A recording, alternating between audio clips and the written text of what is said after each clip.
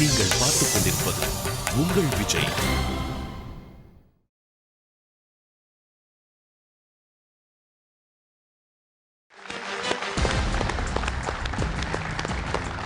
Welcome to Aachi Masala நீயாரானா powered by ஜன்னல் சமூகத்தின் சாளரம் presented by Aditya Ram group மற்றும் சன்லேண்ட்.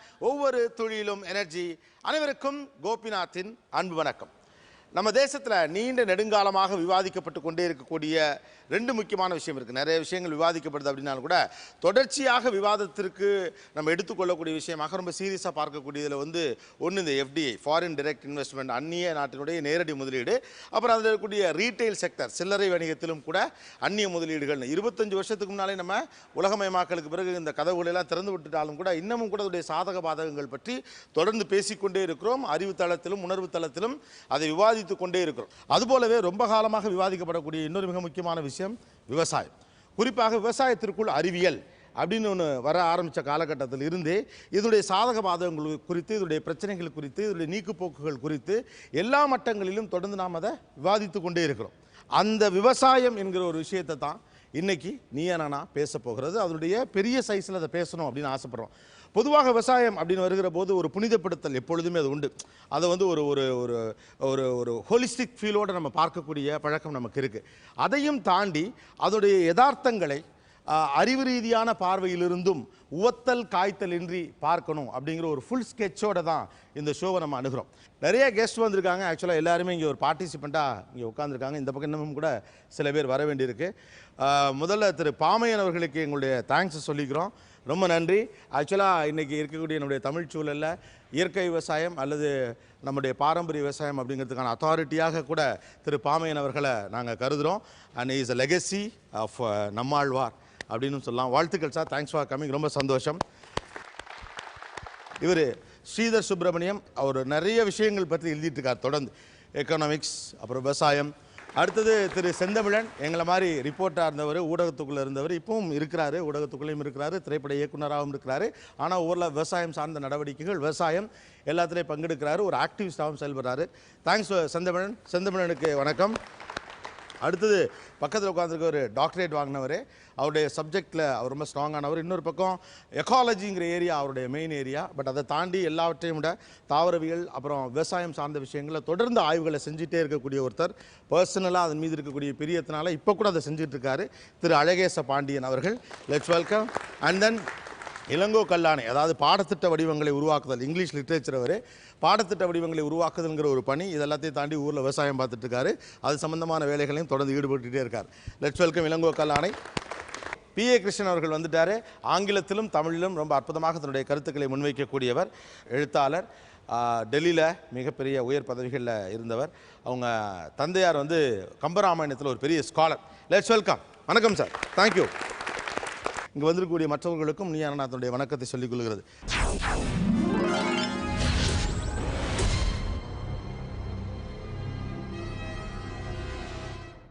இந்தியாவை பொறுத்த வரைக்கும் விவசாயம் அப்படின்னா அதனுடைய முதல் படிநிலை, அதாவது குரோத் அப்படிங்கிற லெவலில் முதல் படிநிலையாக சொல்லப்படுவது பசுமை புரட்சி. ஓகே, சுதந்திரத்திற்கு பிறகான அந்த முதல் விஷயம் அப்படிங்கிறது அதுதான். அந்த பசுமை புரட்சி சரின்னு நினைக்கிறீங்களா இல்லை அது தேவையில்லாததுன்னு நினைக்கிறீங்களா? பசுமை புரட்சி அந்த கொண்டு வந்த காலகட்டத்தில் சரி. ஏன்னா அந்த காலகட்டத்தில் 2ஆம் உலகப் போருக்கு அப்புறம் இப்போ அது தவறு நினைக்கிறீங்களா? ஆனால் எது அதில் இருக்கக்கூடிய நல்ல விஷயங்களோ அது இன்னமும் நம்ம காலகட்டத்தில் உபயோகப்படுத்திட்டு இருக்கோம். எது தேவையில்லையோ அதை நிராகரிச்சுட்டு தேவையானதை மட்டும் நம்ம எடுத்துக்கிறோம். ஓகே, வேற பசுமை புரட்சி. பசுமை புரட்சியால் பார்த்தீங்கன்னா நம்ம தொழில்நுட்பம் வயசு பார்த்தோம் அப்படின்னாக்கா நிறைய மாற்றங்கள் நடந்திருக்கு. அதற்கு முன்னே நம்ம தொடர்ச்சியாக ட்ரெடிஷ்னல் விஷயங்கள்லேருந்து நிறைய தொழில்நுட்பங்கள் வரும்போது மகசூலை பெருக்கிறதும் சரி, மற்றபடி வளர்ந்து கொண்டிருக்கிற மக்கள் தொகைக்கு தேவையான தரமான உற்பத்தி பொருளை நம்ம உற்பத்தி அந்த இலக்கை அடைஞ்சது தொழில்நுட்பம் வளர்ந்ததுனால தான். அது பசுமை புரட்சியால் வந்த ஒரு பெரிய விஷயம். வேற பருவம் மாறி மழை பெஞ்சா கூட இந்த பசுமை புரட்சி வந்த ஒருபாடு விதை எப்போ வேணாலும் விதைக்கலாம், எல்லாமே வெல்லாமல் அந்த ஆடிப்பட்டம் இந்த பட்டில் விளையிற மாதிரி எல்லா பட்டத்துலையும் விளையுது. ஓகே, அந்த மழைக்காக மட்டுமே காத்திருத்தல் அப்படிங்கிறது இல்லாமல் எப்பொழுதெல்லாம் எனக்கு தேவைப்படுகிறதோ அப்பலாம் அந்த நம்பர்ஸை கூட்ட முடிஞ்சிருச்சு. வேற ஒரு காலகட்டத்தில் ஒரு ஹெக்டேருக்கு 2 டன் அரிசி மட்டும் உற்பத்திப்படுத்திக்கிட்டு இருந்த இந்திய நாடு இப்போ அதிக அளவுக்கு எக்ஸ்போர்ட் பண்ணக்கூடிய அளவுக்கு நமக்கு ரைஸ் இப்போ இந்தியா இருக்கு. பசுமை புரட்சியினுடைய நீட்சி நினைக்கிறேன். அதனுடைய ஃபவுண்டேஷனே பசுமை புரட்சி தான். மகசூல் அதிகரிப்பு, குறுகிய கால பயிர்கள், பசுமை புரட்சி வந்ததுனால இப்போ வந்து கலர் நிலம் ஒவ்வொரு நிலத்துல எல்லாம் இன்னைக்கு விவசாயம் பண்ண முடியுது. அதுக்கு தாங்கி வளரக்கூடிய ஹைபிரிட்லாம் இன்னைக்கு வந்து நல்ல ஒரு விளைச்சல் நல்லா இருக்கு. இன்னைக்கு மேட்டுக்காட்டில் கூட ஒரு நல்ல ஈல்டு எடுக்க முடியுது விவசாயினால. ஹைபிரிட்ஸ் நல்லா வந்து அடிப்படையில் மண்வள ஆராய்ச்சி பெருகி உள்ளது. அதாவது மண்ணினுடைய பலம் என்பது குறைந்து போனாலும் கூட அதில் விளைவிக்கக்கூடிய அளவுக்கான ரகங்கள் கண்டுபிடிக்கப்பட்டிருக்கிறது. மண் ஆராய்ச்சி பண்ணக்கூடிய அந்த டெக்னாலஜி இன்க்ரீஸ் ஆயிருக்கு. இன்னைக்கு வந்து மேட்டுக்காடு நம்பி நிறைய விவசாயிகள் இருக்காங்க.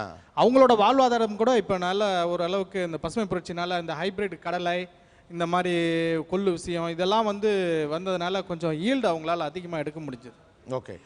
காய்கறிகள்லாம் மலை பிரதேச காய்கறிகள்லாம் இப்போ சமவெளி பகுதியில் விளையுது. கேரட் விளையுது, காலிஃப்ளவர் விளையுது. காலிஃப்ளவர் விளையுது, கோஸ் விளையுதுங்க. ஓகே, கோஸ்.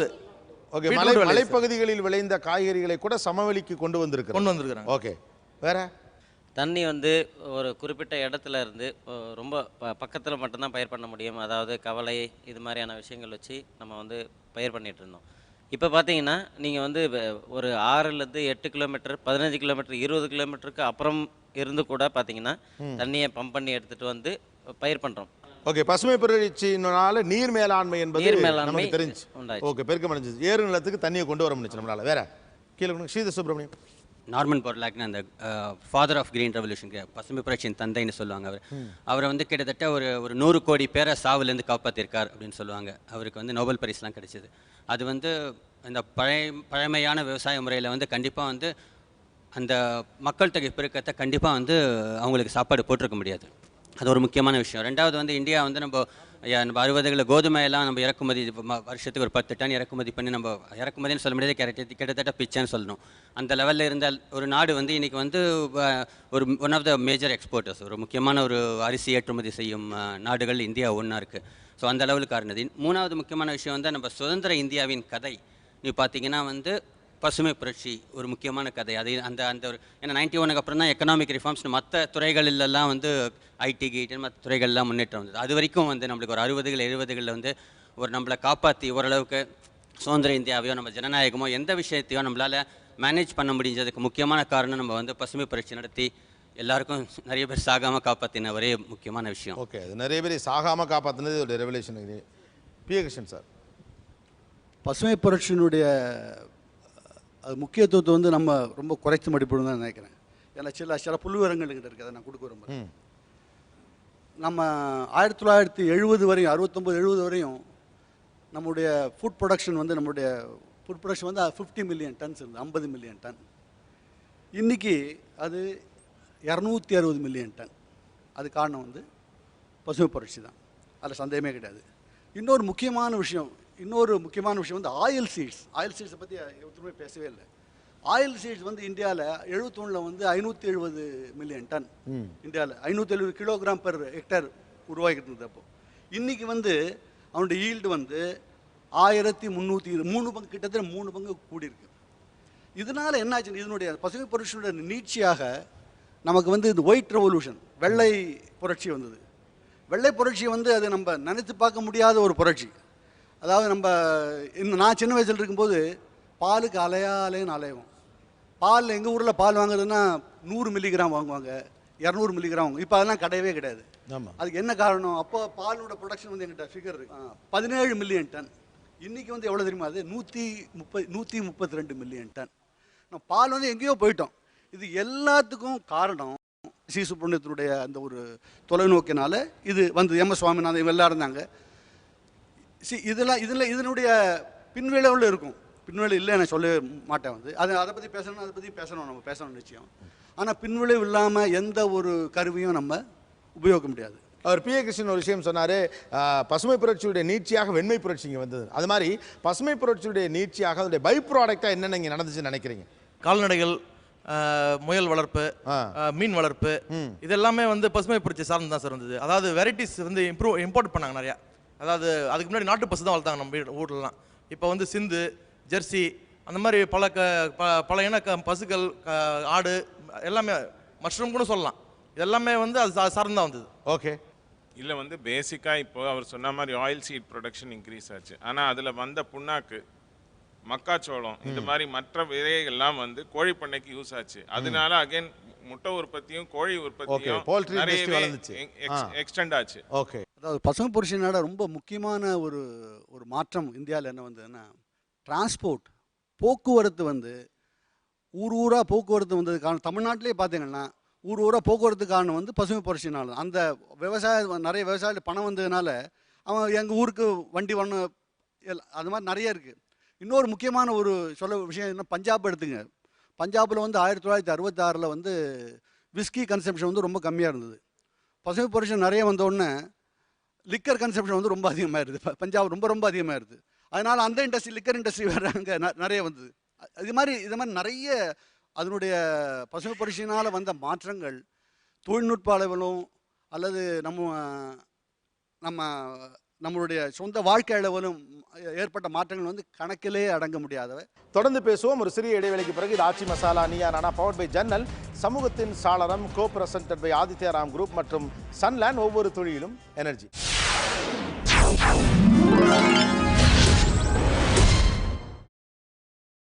நீங்கள் பார்த்துக் கொண்டிருப்பது உங்கள் விஜய்.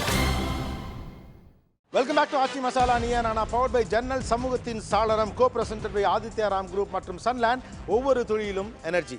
பசுமை புரட்சியால் ஏற்பட்ட பலன்கள் அவங்களால ஒரு பெரிய லிஸ்டே சொல்ல முடியுது. ஆனால் உங்களுடைய பாயிண்ட் ஆஃப் வியூவில் இந்த பசுமை புரட்சியால் ஏற்பட்ட நெகட்டிவான விஷயங்கள்னு எதை நினைக்கிறீங்க? டெக்னாலஜி வந்து சொன்னாங்க. டெக்னாலஜி புவிசார் குறியீடு காங்கேயம் காலை இன்னைக்கு யாருக்கு காமிக்க முடியும்? புவிசார் குறியீடுகள் அழிந்து போனவா? காங்கேயம் காலை யாருக்கா? காராம்பசு காமிக்க முடியுமா இன்னைக்கு?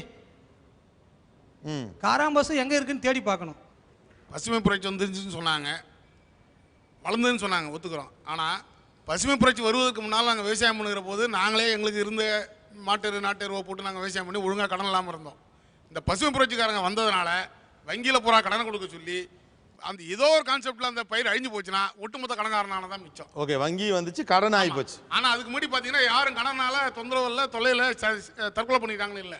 பசுமை புரட்சி வந்ததுக்கு பின்னால தான் கடனுடைய தொல்லை தாங்க முடியாமல் செத்தாங்கிற பிரச்சனையே வந்தது. நீங்கள் இந்த பசுமை புரட்சிக்கு பிறகு நடந்த பாதகமான விஷயமா இதை பார்க்குறீங்க, அவ்வளோதான் சார். பசுமை புரட்சி வந்த பின்னாடி, இந்த ஹைபிரிட் விதை வந்த பின்னாடி எங்களோட பாரம்பரியமான விதைகள் இதெல்லாம் அழிஞ்சு போயிடுச்சு. பாரம்பரிய விதைகள் அழிக்கப்பட்டு விட்டது. வேதி உரங்கள் அதிகமாக பயன்படுத்தப்பட்டனால என்னுடைய மண்புழு அழிஞ்சு போச்சு. தேனீக்கள், அயல் மகரந்த சேர்க்கைக்கு உதவக்கூடிய தேனீக்கள் பயிர் பக்கமே வர்றதில்ல, அது அழிஞ்சு போச்சு. அதனால தான் காமராஜர் பீரியடில் தேனி ஆஃபீஸர்னு ஒரு ஆஃபீஸரை போட்டு தேனி பெட்டி வந்து ஒவ்வொரு விவசாயிக்கும் கொடுக்கணும், ₹1 தேனி பெட்டி வழங்கப்பட்டது. ஓகே, இந்த நேரத்தில் I would like to welcome கிழக்கு பதிப்பகம் திரு பத்ரி அவர்கள். Let's welcome. 71-72 28 லட்சம் ஹெக்டேர் நிலப்பரப்பு நெல் சாகுபடியாக இருந்துச்சு. இப்போ பசுமை புரட்சிக்கு அப்புறம் 2011 22 லட்சமாக குறைஞ்சிருக்கு. இதுதான் வந்து பசுமை புரட்சியினுடைய நீட்சி. அதுக்கு பிற்பாடு தான் இந்த சீமக்கருவேல முள் வந்து அதிகமாக வந்தது. பசுமை புரட்சிக்கு பிறகு சீமக்கருவேல முள் வந்து. அதுக்கு பிற்பாடு தான் வந்துங்க. அதனுடைய டன்னு வந்து இன்னைக்கு 3000 விற்கிது, ஒரு கரும்பு 2000 விற்கிது. ஓகே, சீமக்கருவேல 3000 விற்கிது, இது 2000 வளர்ச்சிங்க. அது வந்து இன்னைக்கு வந்து இதில் இருக்க ஈரப்பதத்தை, காட்டில் இருக்கிற ஈரப்பதத்தை பூரா உறிஞ்சி எடுத்துறது மொத்தமாகவே. ஆமாம், பசுமை புரட்சிக்கு பிற்பாடு தான் நோய்கள் வந்து அதிகமாக இருக்குதுங்க. பெரடிலைசர், இது மருந்து எல்லாம் வந்த பிற்பாடு தான் கேன்சர் போன்ற நோய்கள் அதிகமாக வந்து பேங்க்குக்கு இணையாக டாக்டர்களும் பெருக வேண்டிய அவசியம் ஏற்பட்டிருக்குதுங்க. பசுமை புரட்சியினால் நோய் அதிகமாக சொல்கிறது வந்து நியானான ப்ரோக்ராம் பார்த்தனால ஜனங்கள் கண்ணாடி நிறைய போட்டாங்க சொல்ல மாதிரி தான். அதுக்கு சம்மந்தமே கிடையாது. இன்றைக்கி லைஃப் எக்ஸ்பெக்டன்சி வந்து இன்றைக்கி 1970 இருக்கும்போது லைஃப் எக்ஸ்பெக்டன்சி வந்து அன்றைக்கி 50 வயசு இருந்து இன்றைக்கி 67 வயசாகிருக்கு. நோய் அதிகமாக இருக்கும்போது இந்த பிம்பம் எனக்கு ஏன் வருதுன்னா, நோயை வந்து டிடெக்ட் பண்ணுற ஒரு மெத்தட் வந்து நம்ம கிடச்சிது. அது அறிவியல்லாம் நம்ம கிடைத்தா அது முன்னால் தெரியவே தெரியாது. உனக்கு என்ன நோயின்னு ஒன்று தெரியாது, நீ செத்து போயிடுவ முன்னால். இப்போ நீ என்ன நோய் தெரிஞ்சதுனால நோய் அதிகம் வருதுன்னு நமக்கு நினைக்கிறோம். அது ஒன்று. அந்த பசுமை புரட்சி வரும்போது பார்த்தீங்கன்னா ஒரு பெண்ணு வந்து பூ பெய்கிற வயசே வந்து 20-21, இன்னைக்கு 9 வயசுல வந்துருச்சு. அது நல்லதானங்க? அது இல்லை, முன்னால இல்லை. எப்படி சார் நல்லது கொண்டாடிக்க முடியுங்க? அது எப்படி? இல்லை நீ சொல்ற ரொம்ப தப்பு. நான் சொல்றது பாருங்க, கண்ணகி வந்து நோய் வரலன்னா எதுக்கு டிடிடி எண்டோசல்ஃபான்லாம் பேன் பண்ணணும்? அது சொல்லுங்க. என்னங்க டிடிடி எண்டோசல்ஃபான் இதெல்லாம் ஏன் பேன் பண்ணணும் சொல்லுங்க. டெஃபினட்டா பேன் பண்ண வேண்டாம் சொல்லி எதெல்லாம் நமக்கு தேவையில்லையோ அதெல்லாம் டெஃபினட்டா பேன் பண்ணலாம். அதாவது டிவி பார்த்து கண்ணாடி போட்டாங்கன்ற மாதிரி சொல்றீங்க இல்லையா? அந்த மாதிரி கிடையாது. there is a direct cause and effect. Agent orange இருக்கு வச்சுக்கோ, டிடிடி இருக்கு வச்சுக்கோங்க. அதுக்கு வந்து அறிவியல் வந்து கண்டுபிடிச்சது பேன் பண்ணிட்டாங்க. மீதி எல்லா நோய்க்கும் எப்படி வந்தது? கேன்சர் எப்படி வந்தது இருக்குன்றத ப்ளீஸ் நான் சொல்றது கேளு. காக்கா பறக்கிறதுனே பசுமை புரட்சினால தான் பேசிகிட்டு இருக்கிறோம். இப்போ காக்கா பறந்து போகிறது பசுமை புரட்சினால தான் பறந்து போயிட்டு இருக்குன்ற மாதிரி ஒரு ஆர்குமெண்ட் போகுது. இது ரொம்ப ஆபத்தானது. அதாவது விஷயம் என்னென்னா, அறிவியல் மட்டும் அறிவியல் சமூகம் முழுக்க முழுக்க பசுமை புரட்சிக்கு பிறகு வந்ததாகவும் அதுக்கு முன்னாடி இருந்தவனா முட்டாப்பேல் மாதிரியும் பேசுகிறது வந்து ரொம்ப ஆபத்தான ஒரு பேச்சு. மம்பட்டி கண்டுபிடிச்சவனும் அறிவியல் அறிஞன் தான். நீங்கள் என்ன புரிஞ்சுக்கணும்னா இயற்கை விவசாயம் பேசுகிறவங்கலாம் 10ஆம் பசலிகள் 12ஆம் நூற்றாண்டுக்கு கொண்டு போகிறாங்க அப்படிங்கிற ஆபத்தான ஒரு பிரச்சாரம் நடந்துக்கிட்டே இருக்குது. ரொம்ப ஆபத்தானது. மிக மிக நவீனமான அறிவியலை நாங்கள் பேசுகிறோம். இயற்கை விவசாயம் பேசுகிறவங்களும் சரி, விவசாயத்தில் ஈடுபடுறவங்களும் நவீன அறிவியல் பேசிகிட்டு இருக்கிறோம். இயற்கை விவசாயம்னு கிடையவே கிடையாது. மனிதன் வந்து இயற்கை போராடி இயற்கையை வந்து ஓரளவு அழித்து ஓரளவு மாற்றி தான் விவசாயம் வந்து வந்திருக்கு. இன்றைக்கி உலகத்தில் 33% மேலே விளைநிலமாவோ அல்லது மேய்ச்சல் நிலமாவோ இருக்குது. அது வந்து மனிதனால் உருவாக்கப்பட்டது. எல்லாமே மனிதனால் உருவாக்கப்பட்டது. அதனால் மனிதன் வந்து இயற்கையோடு போராடி அந்த விவசாயம் வந்திருக்கு. விவசாயத்துக்கு வந்து நிறைய கருவிகள் வந்துட்டுருக்கு. நிலத்துக்கு மேலே கிட்டத்தட்ட இந்த காற்று மண்டலத்தில் இருக்கிற நைட்ரஜன் 78% நம்ம அறிவியலை சொல்லியிருக்கு. அப்போ 1 ஏக்கர் நிலத்துக்கு மேலே 1800 மூட்டை யூரியா அடுக்கி வைக்கப்பட்டிருக்குன்னு சொல்லப்பட்டிருக்கு. அறிவியல் பூர்வமாக நிரூபிக்கப்பட்டிருக்கு. அதை எடுத்து கொடுக்குறதுக்கு ஏன் இந்த விஞ்ஞானிகள் சொல்லித்தரல விவசாயிகளுக்கு? எதுக்கு யூரியா வாங்கி தர? இது வந்து பசுமை புரட்சியினுடைய நீங்கள் சொல்கிற பல கருத்துக்கள் தவறான கருத்துக்கள். முதல்ல நான் சொல்கிறேன். ஒன்று, பசுமை புரட்சி வந்த பிறகு தான் வந்து ஏற்றுமதியாக இருக்குன்னு சொல்கிறீங்க. அமிர்தயாசன் தெளிவாக சொல்லியிருக்காரு. எப்பப்பெல்லாம் பஞ்சம் வந்திருக்கோ, இந்தியாவில் மட்டும் இல்லை, ஐரிஸ் பஞ்சத்தில் கூட, உருளைக்கிழங்கு பஞ்சத்தில் கூட ஏற்றுமதி ஆக்கப்பட்டிருக்கு. உணவு ஏற்றுமதி என்பது பஞ்ச காலத்தில் நடந்திருக்கு. சரியான பயிர் இல்லாதனால தான் இங்கே பஞ்சம் வந்ததை வழியாக, பஞ்சம் வந்ததுனால பசுமை புரட்சி கொண்டு வந்தது ஏமாற்று. அதுக்கு இன்னொரு அடிப்படை நிச்சயமாக ஏகப்பட்ட புள்ளிவரங்களை தர முடியும். Proof of the putting is the eating சொல்லுவாங்க உலகத்தில். அப்போ என்ன ப்ரொடக்ஷன் இருந்தது, இப்போ என்ன ப்ரொடக்ஷன் இருந்தது பார்க்கணும். அப்போ 50 மில்லியன் டன் இருந்தது. இந்தியாவோட பாப்புலேஷன் வந்து 40 கோடி இருந்தது. இன்றைக்கி 260 டன் இருக்குது. இந்தியாவோட பாப்புலேஷன் வந்து 1120 கோடி இருக்குது. நமக்கு உணவு வந்திருக்கு, நமக்கு பால் வந்திருக்கு. இதெல்லாம் கண்ணுக்கு நேரம் நமக்கு தெரியாது. அதாவது கண்ணுக்கு நேரம் தெரியிற விஷயம். இது வந்து இது பூச்சாண்டி காட்டுறது. இதெல்லாம் வந்து பூச்சாண்டி காட்டுற விவகாரம். கண்ணுக்கு நேரம் நமக்கு தெரியறது நம்ம பார்க்கணும். இது நான் வந்து பசுமை புரட்சி வந்து எல்லாமே நல்ல முன்னாலே நானும் சொன்னேன். வந்து இது எல்லா காலகட்டத்திலையுமே வந்து பஞ்சம், இந்தியாவில் பஞ்சம் இருக்கும்போது ஜனங்கள், லட்சக்கணக்கான ஜனங்கள் மடிந்து கூட இருந்தாங்க. ஏற்றுமதி ஆறுங்கிறது வேறு விஷயம். அதை பற்றி நான் பேசவே இல்லை. ஆனால் நமக்கு வேணுங்கிற நம்ம தானியத்தை நம்ம உற்பத்தி பண்ணலை. அப்போ இருக்க லைஃப் எக்ஸ்பெக்டன்சி பார்த்தாலே தெரியும். நீங்கள் புத்தகத்தை படித்தாலே தெரியும். இதெல்லாம் வந்து நம்ம ஒரு கனவுலகத்தில் இருக்கிறதுனால, இயற்கை விவசாயம் வந்ததுனால அது நம்ம கம்ப்ளீட்டாக எல்லாம் வந்து மாறிடும், நம்ம வந்து சொர்க்கத்தில் இருப்போங்கிற ஒரு நினைப்பினால அந்த கனவுலகத்தில் பேசுகிற பேச்சு தானே தவிர இது வந்து கவைக்குவாத பேச்சு. அது வந்து பசுமை புரட்சியில் வந்து இட் ஈல்டட் மிக்சட் ரிசல்ட்ஸ். சில பாதங்கள் இருந்துச்சு, சில சாதகங்கள் இருந்துச்சு. அதெல்லாம் இல்லை சொல்ல. முக்கியமான சாதகங்கள் அப்படின்னு பார்த்தீங்கன்னா, இவங்க ஆரம்பிக்கும் போது இந்தியா சுதந்திரம் அடைஞ்ச உடனே அது 80 ஏழை நாடாக இருந்தது. இவ்வளோ தான் டன் அரிசி வந்தது. இது வந்து அது வந்து ஒரு 0லேருந்து ஆரம்பிக்கிறாங்க. இங்கேருந்து பாயிண்ட் ஆரம்பிக்குது. ஆக்சுவலாக அதுக்கு முன்னாடி என்ன நடந்தது, அதுக்கு முன்னாடி நடந்த லேண்ட் எக்ஸ்ப்ளாய்டேஷனை பற்றி எதுவுமே அதை பற்றின நாலேஜே உள்ளே கொண்டு வராமல் ஆரம்பிக்கிறாங்க. இப்போ நம்ம ஆக்சுவலாக ஆரம்பிக்க வேண்டியது அங்கேருந்து ஆரம்பிக்கணும். இன்ஃபேக்ட் இந்த பிரிட்டிஷ் பீரியடில் வந்து லேண்ட் அப்ராப்ரியேஷன், லேண்ட் டாக்ஸேஷன் வந்து one of the major revenue for the British. அந்த டயத்தில் வந்து தொடர்ந்து லேண்ட் மேலே நிகழ்த்தப்பட்ட வன்முறை, அதன் சார்பாக இந்திய வேளாண்மை வந்து சுத்தமாகவே கிட்டத்தட்ட அழிஞ்சு போயிருந்த சூழ்நிலை. அதுக்கு பிறகு சுதந்திரத்துக்கு பிந்தைய சூழ்நிலையில் வந்து விவசாயத்தில் வந்து முழுக்கவே வந்து கான்சன்ட்ரேட் பண்ணல. இந்த கனரக இயந்திரங்களை உருவாக்கக்கூடிய தொழிற்சாலைகள் வந்து முழுக்க கான்சன்ட்ரேட் பண்ணிட்டு இருந்தாங்க. இதுக்கான ஆதாரம் வந்து மில்டன் ஃப்ரைட்மேன் வந்து இதை பற்றின ப்ராப்பராக டீட்டெயில் கிரிட்டிக் எழுதியிருக்காரு. கல்வியிலையும் விவசாயத்திலையும் இந்திய அரசு கான்சன்ட்ரேட் பண்ணலைங்கிறது செகண்ட் பிளானிங் கமிஷனோட இதை விவரித்து எழுதியிருக்காரு. இது வந்து இந்தியா ஆஃப்டர் காந்தியில் வந்து ரொம்ப டீட்டெயிலாக ராமச்சந்திர குஹா மென்ஷன் பண்ணியிருக்காரு. பசுமை புரட்சி உணர்த்தக்கூட முக்கியமான விஷயம் என்னென்னா, அதுக்கு முன்னாடி கிட்டத்தட்ட ஒரு 15 வருஷங்களாக இந்தியா செய்ய மறந்த விஷயங்களை தான் இது உணர்த்துது. அதாவது இன்ஸ்டிடியூஷன்ஸே பில்ட் பண்ணவே இல்லை. விவசாயம் சார்ந்த நிறுவனங்களையோ இதையுமே வந்து இந்திய அரசு வந்து கான்சியஸாக பில்ட் பண்ணலை. அதை தான் பசுமை புரட்சி முதல்ல உணர்த்துது. பசுமை புரட்சியில் நடந்த இன்னொரு முக்கியமான விஷயம் வந்து இந்திய இந்த விவசாயம் வேளாண் பல்கலைக்கழகங்கள் இருந்ததில் இது எல்லாமே ஒன்று கூடி ஒருங்கிணைந்து நிறைய விதை தயாரிப்புகளில் வந்து ஈடுபட்டாங்க. இது அந்த உரங்க இதெல்லாம் வந்ததோட இந்த மாதிரி இன்ஸ்டிடியூஷனாக வந்து கொஹரண்ட்டாக ஃபங்க்ஷன் பண்ண ஆரம்பித்தாங்க. இது ரொம்ப முக்கியமான விஷயம். இதுக்கு வந்து பசுமை புரட்சி வரணும் இல்லை. இதெல்லாம் சாதாரணமாக ஒரு கவர்மெண்ட் செய்ய வேண்டிய விஷயம். ரேஷன் கார்டில் எப்படி அரிசி கொடுக்குறாங்களோ அதே மாதிரிலாம் கவர்மெண்ட் செய்யணும். செய்யாமல் விட்ட விஷயத்தை தான் திரும்ப செய்கிறாங்க. இதை வந்து ஏதோ பெரிய புரட்சி கிரச்சின்னு சொல்கிறது வந்து ஓகே. இப்போ இது தவிர இப்போ இந்த வெண்மை புரட்சின்னு சொல்கிறாங்க இல்லையா, அந்த வெண்மை புரட்சியில் பல விஷயங்கள் நடந்திருக்கு. இப்போ வெண்மை புரட்சியிலே நம்ம ஊரில் ப்ரீட் இருந்தது. இப்போ கிர் அப்படின்னு சொல்லி ஒரு ப்ரீட் இருந்தது. கிர் முக்கியமான ப்ரீட். ஓகே. இது வந்து குஜராத்தில் வந்து வறண்ட நிலப்பகுதியில் இருந்து வீடு ஹை மில்க் ஈல்டிங் வெரைட்டி. இங்கே பக்கத்தில் இருக்க வெரைட்டி வந்து இந்த அரசாங்கம் கண்டுக்கவே இல்லை. இங்கேருந்து விவசாய நிலம், மேய்ச்சல் நிலமே இல்லாத பிரேசில்காரை வந்து இந்த மாட்டை கண்டுபிடிச்சி கொண்டு போய் அதை ப்ரீட் பண்ணி 30 வருஷமாக ப்ரீட் பண்ணி இன்னைக்கு கிர் பசு வந்து one of the high milk yielding variety. உலகத்தில் ஹை மில்க் ஈல்டிங் வெரைட்டியில் முக்கியமானது கிர் பசு. அந்த கிர் பசுவுக்கு வந்து அவங்க வந்து ஒரு மரியாதை செலுத்தும் விதமாக பிரேசில்காரே ஒரு நாணயமே வெளியிட்டிருக்கான். ஆனால் இந்த கீர்பஸ் இங்கே இருந்திருக்கு, இந்த வெண்மை புரட்சிக்காரங்களுக்கு அது கண்ணிலேயே தெரியவே இல்லை. ஸோ இதில் வந்து இந்த மாதிரி அதாவது எப்படி நான் வந்து அப்பட்டமாக ஒரு காப்பி அடிச்சிடுறது, காப்பி அடிச்சுட்டு அது எல்லா வகையிலும் நியாயப்படுத்துறது. ஓ நாங்கள் அப்படி பண்ணோம், இந்த மில்க் ஈல்டு பிடிச்சு நாங்கள் மேலே கொண்டு வந்துட்டோம். அதாவது எப்படி நான் வந்து இந்த கான்டெக்ட் என்ன, இங்கே நிலம் எப்படி இருக்குது, இதை பற்றி எந்த ஒரு கவலையுமே இல்லாமல் செய்கிறது. ஆனால் அதுலேயும் நல்ல நன்மைகள் வந்துருச்சு, அதை ஏற்றுக்கிறோம், இல்லைன்னு சொல்லலை. ஆனால் விடுபட்ட விஷயங்கள் நிறையா இருக்குது, அதை பேசணும்னு சொல்ல வரேன். இன்றைக்கி உலகத்தில் இருக்கிற க்ரீன் ஹவுஸ் எஃபெக்ட் இருக்கு இல்லையா, வாயு போதில், அது வந்து ஆகாய வனத்தை தவிர ஆகாயத்தை சேர்த்து மோட்டார் காரில் வர கார்கள்லாம் சேர்த்து இதெல்லாம் விட அதிகம் விவசாயத்தினால வர்றது தான். இந்த க்ரீன் ஹவுஸ் எஃபெக்ட் வந்து விவசாயத்தினால வர்றது தான். அதனால் க்ரீன் ஹவுஸ் எஃபெக்ட்னால அது மோசம் சொல்ல, அதனால் விவசாயம் வேண்டாம் சொல்ல முடியுமா? சொல்ல முடியாது. மனிதன் வந்து அந்த ஒரு பேலன்ஸ் வந்து நமக்கு இருக்கணும். இதை பற்றி பேசும்போது அதை பற்றி ஒரு புரிதல் இருந்தால் தான் இந்த புனிதப்படுத்தல் வந்து நமக்கு வராதுங்கிறத நான் சொல்லிக்க விரும்புகிறேன். விவசாயத்தை புனிதப்படுத்த வேண்டாம், அது காய்த்தல் லோபத்தில் இல்லாமல் பேசலாம், அதெல்லாம் சரிதான். அப்படி சொல்லிட்டு வந்து பசுமை புரட்சி புனிதப்படுத்தக்கூடாது. ஓகே, அதையும் காய்த்தல் லோபத்திலாம் பேசுவோம். ஓகே, யா. இந்தியாவை பொறுத்த வரைக்கும் 5 இயர் பிளான் அப்படிங்கிறது ரொம்ப முக்கியமான விஷயம். அதில் பசுமை புரட்சிங்கிறது ரொம்ப முக்கியமான விஷயம். அதனுடைய தீதும் நன்றும் பேசிகிட்டு இருக்கோம். ஒரு சிறிய இடைவெளிக்கு பிறகு சந்திக்கலாம். இது ஆச்சி மசாலா நீயா நானா பவர்ட் பை ஜன்னல், சமூகத்தின் சாளரம், co presented by Aditya Ram group மற்றும் சன்லேண்ட், ஒவ்வொரு தொழிலும் எனர்ஜி.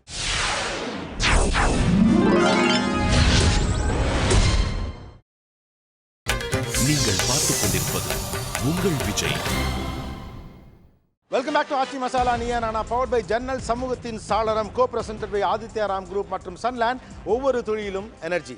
பசுமை புரட்சியுடைய நீட்சியாக நடந்திருக்கக்கூடிய நல்ல விஷயங்கள் என்ன நினைக்கிறீங்க? நீண்ட காலமாக பயிர் பண்ணது வந்து குறுகிய காலத்தில் பயிர் பண்ணுறதுக்கு ஒரு திட்டத்தை வந்து அதாவது முன்னாடி வந்து 6 மாதம் பண்ணாங்க. ஒரு நெல் பொன்னி இதெல்லாம் வந்து 6 மாதம் பண்ணாங்க.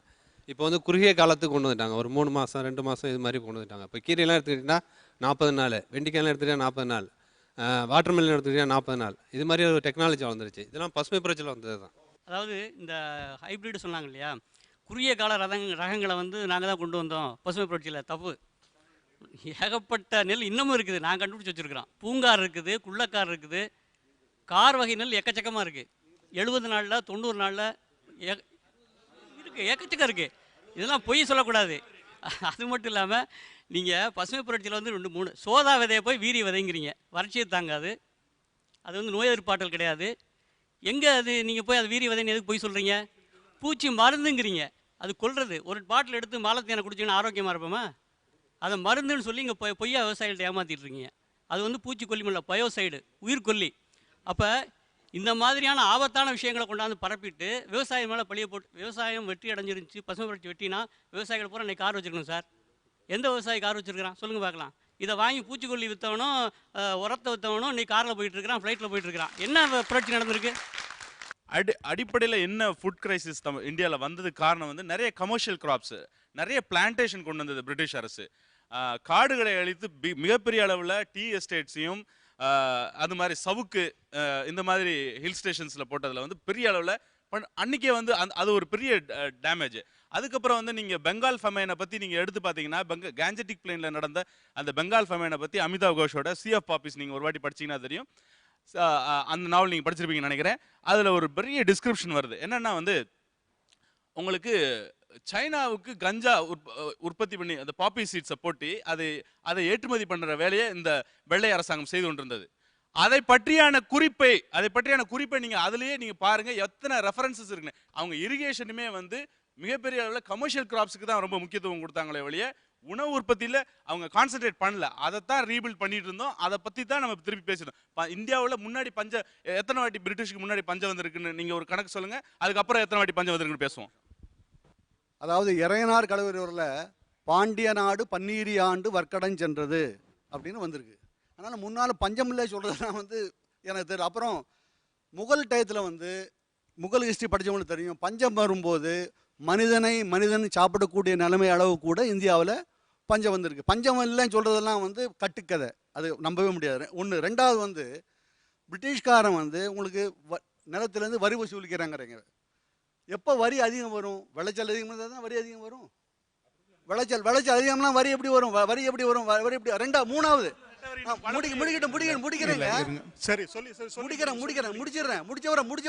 மூணாவது வந்து கேஷ் கிராப்ஸ் வந்து கீழே விளையாது, மலைக்கு மேலே தான் விளையுது. அது மலையை அழித்தான் சொல்லுங்க, அதை நான் ஒத்துக்கிறேன். கேஷ் கிராப்புக்கும் ஃபுட் ப்ரொடக்ஷனுக்கும் சம்மந்தமே கிடையாது. ஃபுட் ப்ரொடக்ஷன் கீழே நடந்தது. பாப்பியை இப்போ சொல்லுங்க. பாப்பி வந்து எங்கே சொல்கிறது கேளுங்க. பாப்பி வந்து எங்கே 1943 வருஷத்து பஞ்சத்துக்கும் பெங்கால் ஃபெமைன் 1943 வந்தது, 1944 வந்தது. அதுக்கும் பாப்பி கல்டிவேஷனுக்கு சம்மந்தமே கிடையாது. பாப்பி கல்டிவேஷன் அதுக்கு முன்னாலே இருந்திருக்கு.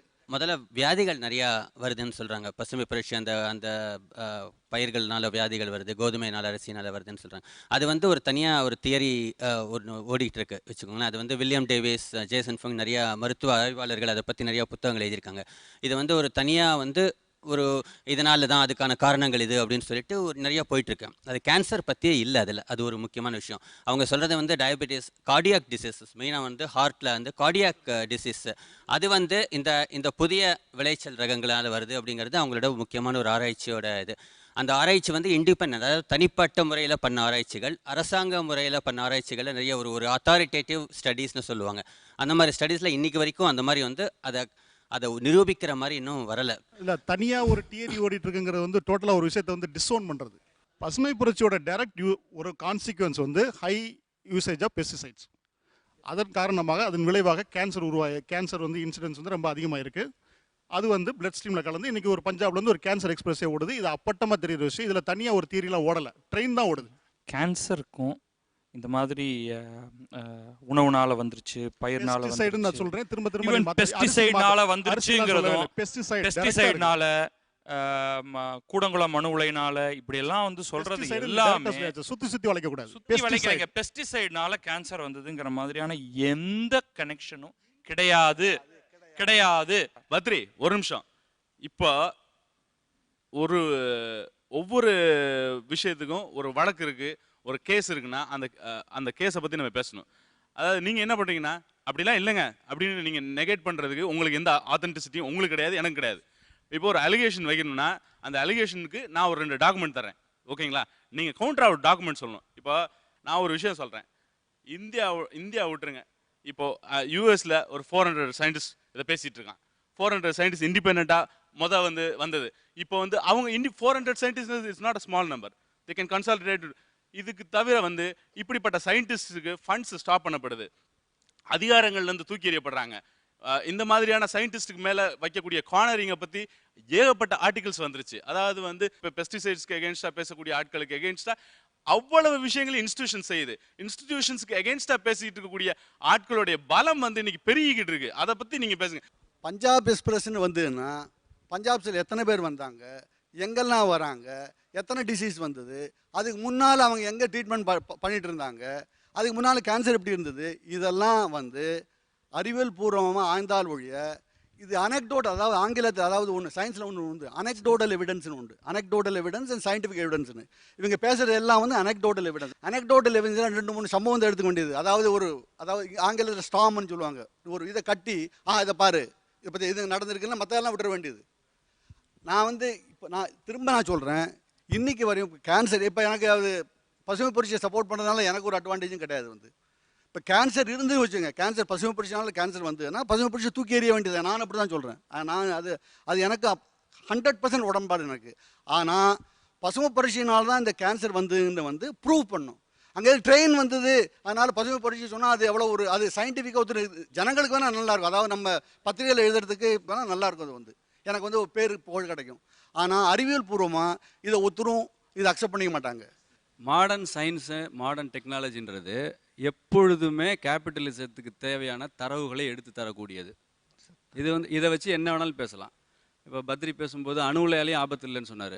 இது போயிட்டே இருக்கும், எது வரைக்கும்னா வெடித்து சாகிற வரைக்கும் போயிட்டே இருக்கும். போபால் வெடித்தாலும் பேசலாம், உலகத்தில் ஃபுகுஷிமா வெடித்தாலும் பேசலாம், எது வேணாலும் பேசலாம். எத்தனை பேர் செத்தாலும் அந்த பணத்தில் மேலே ஏறி நின்றுட்டு இதனால் நடக்கலை, வேற ஒரு ரீசனால் நடந்துன்னு பேசலாம். இப்போ நான் கேட்குறதெல்லாம், நான் இந்த நாவல்களையோ இந்த புள்ளி விவரங்களையோ வச்சு பேசலை. உங்கள் புள்ளி விவரங்கள் மேன்மையானவையாகவே இருக்கட்டும், அப்படியே வச்சுக்கோங்க.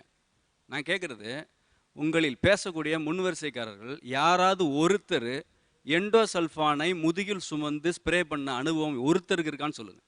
எங்கள் ஊரில் எண்டோசல்ஃபானை ஓவர் டோஸாக தண்ணியில் கலந்து அடிச்சுட்டு செத்து போகிறவங்க தஞ்சாவூர் மெடிக்கல் காலேஜுக்கு போய் பாருங்கள்.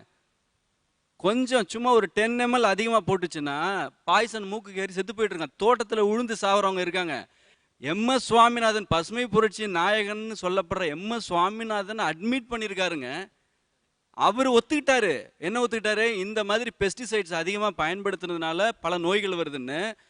தேன்கனிக்கோட்டை மலை மேலே இருக்கக்கூடிய ஒரு கிராமத்தில் எம்எஸ் சுவாமிநாதன் ஃபவுண்டேஷன் ஆர்கானிக் ஃபார்மிங்ன்றத அங்கே கிராமத்து மக்களுக்கு கற்றுக் கொடுத்துட்டு இருக்கு. நான் நேராக போய் பார்த்துட்டு வந்தேன். எம்எஸ் சுவாமிநாதன் கற்றுக் கொடுக்குறாரு ஆர்கானிக் ஃபார்மிங்கை. ஆனால் இங்கே இருக்கக்கூடியவங்க எந்த விதமான ஒரு நியாயமும் ஒரு எத்திக்கல் ஒரு நியாய உணர்ச்சியே இல்லாமல் அடுத்து கொலகாரன்னே சொல்லிடுவீங்க. ஒரு நிமிஷம், அடுத்தலாம் இல்லை இப்போ முன்னாடியே சொல்லிட்டீங்க. சரி, அப்படியே இருக்கட்டும். சரி, இப்போ சொல்கிறேன். நீ சொல்றீங்க 5 கொலகாரங்க. இல்லை, முதல்ல நான் முடிச்சிடறேன். நான் கேட்குறது என்னன்னா, இது வாழ்க்கை, இது உயிர். இந்த ஆய்வறிக்கைகள் தெரியாத விவசாயிகள் தான் அதை முதுகில் சுமக்குறாங்க. அந்த சாப்பாடை தான் நம்ம எல்லாரும் சாப்பிட்றோம். அவங்கள மறுபடியும் பாய்சனை சுமக்க வச்சிடாதீங்க. இது விவாதத்தில் வெற்றி பெற்று நம்ம செய்ய போகிறது எதுவுமே கிடையாது. நஞ்சு இல்லாத உணவு வேணும்னு கேட்கறது தவறு இல்லைங்க. உணவு நஞ்சு இல்லாமல் வேணும் அப்படின்னு கேட்கறதுல எந்த தவறும் கிடையாது. இந்த மாதிரி ஒரு கண்ணீர் கதையா சொன்னீங்கன்னா இதுக்கு மறுத்து பேசுறதுக்கு ஒண்ணுமே இல்லை. கோவப்படுறேன். சும்மா உங்களுக்கு தெரிஞ்ச ஜார்கன்லாம் பயன்படுத்தாங்க. நான் கோவப்படுறேன். நான் கண்ணீர் விடவே மாட்டேன். நான் ஏன் கண்ணீர் விடணும்? சரி, இந்த மாதிரி கோவப்பட்டு பேசுனீங்கன்னா மேல் கொண்டு ஆர்கியூ பண்ண முடியாது. அப்ப பண்ணாதீங்க, விட்டுருங்க. நீங்க மேட்டரை பேசுங்க. வெயிட் செந்தமன், கோவப்பட முடியாது. கொஞ்சம் பொறுமையா இருங்க. எந்த ஒரு பூச்சி மருந்தோ அல்லது பூச்சிக்கொல்லியோ எது உருவாக்கப்படும் பொழுதும் பல்வேறு டெஸ்ட் பண்ணியிருப்பாங்க. அதில் சில டெஸ்ட் பண்ணாமல் விட்டுருக்கலாம். இப்போ எண்டோசல்ஃபான் வேணும் அப்படின்னு நான் சொல்ல போகிறது இல்லை, இல்லையா? வெயிட் செந்தமன், கொஞ்சம் ரிலாக்ஸ். எண்டோசல்ஃபான் அனுமதிக்கப்பட்டிருக்கணுமா வேண்டாமா அப்படிங்கிற கேள்வியில் நியாயமான கேள்வி. பூச்சிக்கொல்லிகள் அப்படிங்கிறது வேணுமா வேண்டாமா, எந்த மாதிரியான பூச்சிக்கொல்லிகள் வேணும் அப்படிங்கிற கேள்விக்கு என்னுடைய ஆர்குமெண்ட் பூச்சிக்கொல்லிகள் தேவை. எம்எஸ் சுவாமிநாதனுடைய கிரீன் ரெவல்யூஷனை ஆதரிக்கிறீங்க. எம்எஸ் சுவாமிநாதனை அட்மிட் பண்ணிட்டாருங்க. எம்எஸ் சுவாமிநாதன் அட்மிட் பண்ணாரு. எங்க அட்மிட் பண்ணாரு, எங்க எழுதினாரு, எந்த இடத்துல எழுதினாரு? ப்ளீஸ் கிருஷ்ணன் சார், நான் கேட்கிறேன், நீங்க தயாரா? அவுட் ஆஃப் இந்த நீயான அரங்கத்துக்கு வெளியில எம்எஸ் சுவாமிநாதன் ஒத்துக்கிட்டாரு நான் ப்ரூவ் பண்ணா நீங்க ஓபனா எழுதுறீங்களா? நிச்சயம் எழுதுவேன். எனக்கு இதை மார்க் பண்ணுங்க. இந்த இப்ப அவர் எந்த கண்டென்ட் மார்க் பண்ணுங்க. நிச்சயம் எழுதுவேன். இந்த பாருங்க, ஒரு நிமிஷம் நான் சொல்றது கேளுங்க. இந்த பாருங்க, நீங்க ஒரு ஸ்டாண்ட் அப் பிடிச்சின்னு நீங்க தூங்குறீங்க. எனக்கு அப்படி கிடையவே கிடையாது. நீங்க தான் சார் தூங்குறீங்க. நான் சொல்றது கேளு. முடிச்சிடுறேன். நான் எனக்கு நீங்க உடனே பசுமை புரட்சியினால வியாதிகள் வருது அப்படின்னு நீங்க ப்ரூவ் பண்ணக்கூடாது. அறிவியல் பூர்வமாக ப்ரூவ் பண்ணாங்க, நிச்சயம் நான் ஒத்துக்கிறேன். நீங்க உடனே என்ன சொல்றீங்க? அறிவியல் அறிஞர்கள் எல்லாரும் கேபிட்டலிஸ்ட் அப்படிங்கிறீங்க. என்னை பற்றி தெரிஞ்சவனுக்கு தெரியும், நான் கேபிட்டலிஸ்ட்டை சப்போர்ட் பண்ணுறேன். என்னை பற்றி தெரியும், நிச்சயம் தெரியும். அதனால் நீங்கள் அதை என்ன வேணால் சொல்லுங்கள். அது உங்களுடைய சொந்த, அது உங்கள் கருத்து. ஒரு சிறிய இடைவெளிக்கு பிறகு சந்திக்கலாம். இது ஆச்சி மசாலா நீயா நானா, பவர்ட் பை ஜன்னல், சமூகத்தின் சாளரம், co presented by Aditya Ram group மற்றும் சன்லேண்ட், ஒவ்வொரு தொழிலும் எனர்ஜி.